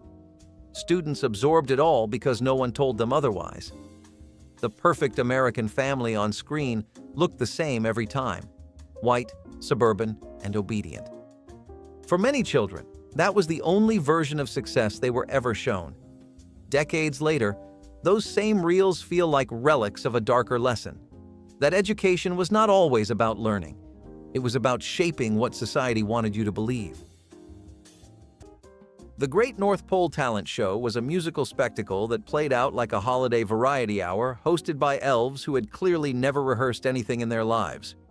Reindeer performed tap routines with hooves clicking against icy stages. Snowmen attempted comedy acts that melted halfway through their punchlines, and penguins delivered songs with so much enthusiasm that the audio sometimes distorted. One unforgettable act involved a gingerbread quartet that crumbled apart mid-song, yet somehow finished their performance with crumbs flying everywhere. Another featured an elf magician whose trick succeeded only because the animation occasionally skipped a frame at exactly the right moment. Kids watched in awe, not because the acts were polished, but because anything could happen on that tiny, frosty stage at any second. The backgrounds shimmered with glittery blues and whites, giving the whole special a frosty glow that made living rooms feel colder in the best way. But the show relied heavily on original songs, and the music licensing fees ballooned over the decades. Networks refused to pay the renewal costs, and the special was withdrawn from circulation entirely to gather dust in some forgotten archive. Selling homemade holiday baked goods without permits was a simple way to share joy and earn a little cash in the 1970s. Families made fudge, fruitcake, cookies, and sweetbreads in their home kitchens, wrapping them in foil or wax paper and selling them to neighbors, teachers, or church members. No one asked for licenses or health inspections. People trusted the hands that baked the food, not the paperwork behind it. There was pride in every recipe, many passed down through generations and guarded like treasure. And buyers felt like they were supporting friends, not just buying dessert. People trusted each other. The taste of a neighbor's homemade treat felt like a connection, not a risk. Today, though, food handling laws make this illegal without proper certification. Kitchens must be inspected, ingredients documented, and packaging regulated. Something warm and human was lost in that shift, but the memory of receiving those imperfect, lovingly made treats still brings comfort every holiday season. Oil lamp night lights for kids' bedrooms were once marketed as gentle, charming alternatives to harsh electric bulbs, offering a soft, flickering glow that helped children fall asleep. Grandparents placed them on bedside tables or wall shelves, believing they created a peaceful atmosphere that comforted young sleepers. These lamps were decorative, soothing, and widely sold in stores that catered to family households. Back then, the warm flame felt safer and more natural than electricity, especially in older homes where wiring was unreliable. But an open flame in a child's bedroom comes with dangers no one fully considered. If the lamp tipped, the oil could spill and ignite, turning a calm room into a dangerous fire scene within seconds. Even without accidents, the lamps released fumes that lingered in small bedrooms where windows stayed closed through the night. As reports of burns, fires, and toxic fumes increased, regulators banned these lamps for use around children. Families were startled to learn that something meant to soothe their kids had the potential to put them in real danger. The idea of a glowing flame beside a sleeping child feels unsettling now, but at the time, it was seen as perfectly normal. Today, these lamps stand as reminders that comfort and safety do not always go hand in hand, and that even the gentlest light can hide a risk. Selling used car parts from unlicensed backyard junkyards was a surprisingly normal hustle in many neighborhoods during the 1980s. Some families had an entire yard filled with old engines, tires, metal scraps, and the skeletons of cars long past their prime. You could walk through and find everything from a nearly new alternator to a perfect side mirror for a car that had not been manufactured in 10 years. People trusted these makeshift shops more than official places because the prices were lower, the conversations were friendlier, and you always walked away feeling like you had made a smart deal. It was recycling before recycling became a movement, and it kept older cars alive long after they should have been retired. Today, that kind of backyard business would be shut down in an instant. Zoning laws, environmental codes, and licensing rules make it nearly impossible to run anything resembling a personal junkyard. Oil spills, noise complaints, and safety hazards are taken seriously, and the law turns what used to be a neighborhood service into a liability. Something was lost in that transition, something about the trust between neighbors and the ingenuity of people who could fix almost anything with the right part and a little know-how. The 1980s were rough around the edges, but those edges held together communities in ways we barely recognize now. Cereal boxes with actual toys inside were the ultimate treasure hunt for kids. Every morning, siblings fought over who got to dig through the cereal first, hands plunging deep into the box for a plastic ring or tiny car. The toys were part of childhood, as iconic as the cereals themselves. For companies, it was genius marketing. Sell sugar and joy in the same package. Parents saw harmless fun, and kids saw magic. But buried in all that excitement was a small, overlooked danger. Toys small enough to swallow, hidden in the very food they ate. But behind the fun was a danger no one saw coming. Some of the small prizes caused choking incidents, and regulators finally cracked down. What began as clever marketing turned into a public safety issue. The toys disappeared, replaced with paper coupons or codes printed inside the box. Breakfast lost a bit of its magic, replaced by the dull reality of safety regulations. For parents, it was relief. For kids, it was heartbreak. Those little toys might have been risky, but they also represented the wonder of growing up in a world that felt just a little more free. Sizzlin' was supposed to be the future of breakfast. Marketed in the 1970s as better than bacon, it promised the same smoky flavor with less fat and cholesterol. Commercials showed smiling families flipping perfect strips on the stove, proud to be eating healthier. But Sizzlin' was not exactly what it claimed. It was a mix of pork and beef blended with artificial flavorings and fillers that barely qualified as real meat. Over time, new labeling laws and stricter regulations revealed that its marketing had been misleading. The product was pulled and Sizzlin' quietly faded away. For those who remember it, the name still carries a strange nostalgia, half comfort, half caution. It was a glimpse into an era when we trusted packaging more than ingredients and believed that science could reinvent even bacon. Some memories sizzle out, others linger just long enough to remind us how good intentions can sometimes turn synthetic. In the 1970s, a troubling gray area existed in schools, teachers dating former students. It was not technically against the rules once the student graduated, but that loophole carried a disturbing undertone. In small towns where everyone knew everyone, A relationship between a teacher and a recent graduate was sometimes seen as romantic rather than exploitative.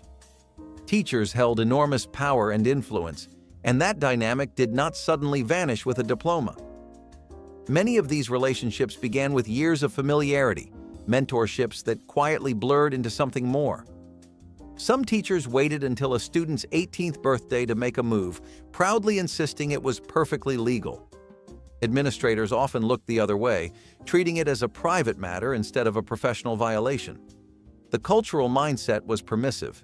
Adults were rarely questioned about their behavior, and young people were assumed to be mature enough to decide.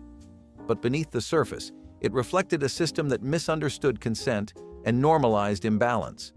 Today, that behavior would end a career instantly, but back then, it was whispered about more than punished. Former students who experienced it were left with confusing feelings, validation mixed with unease, affection intertwined with manipulation.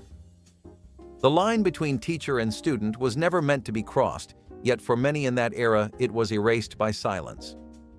What people once dismissed as harmless now stands as a stark reminder of how power can hide in plain sight. Holiday hijinks with Huckleberry Hound brought the beloved blue dog into a chilly wonderland where everything that could go wrong during Christmas usually did, often in the most charming ways imaginable.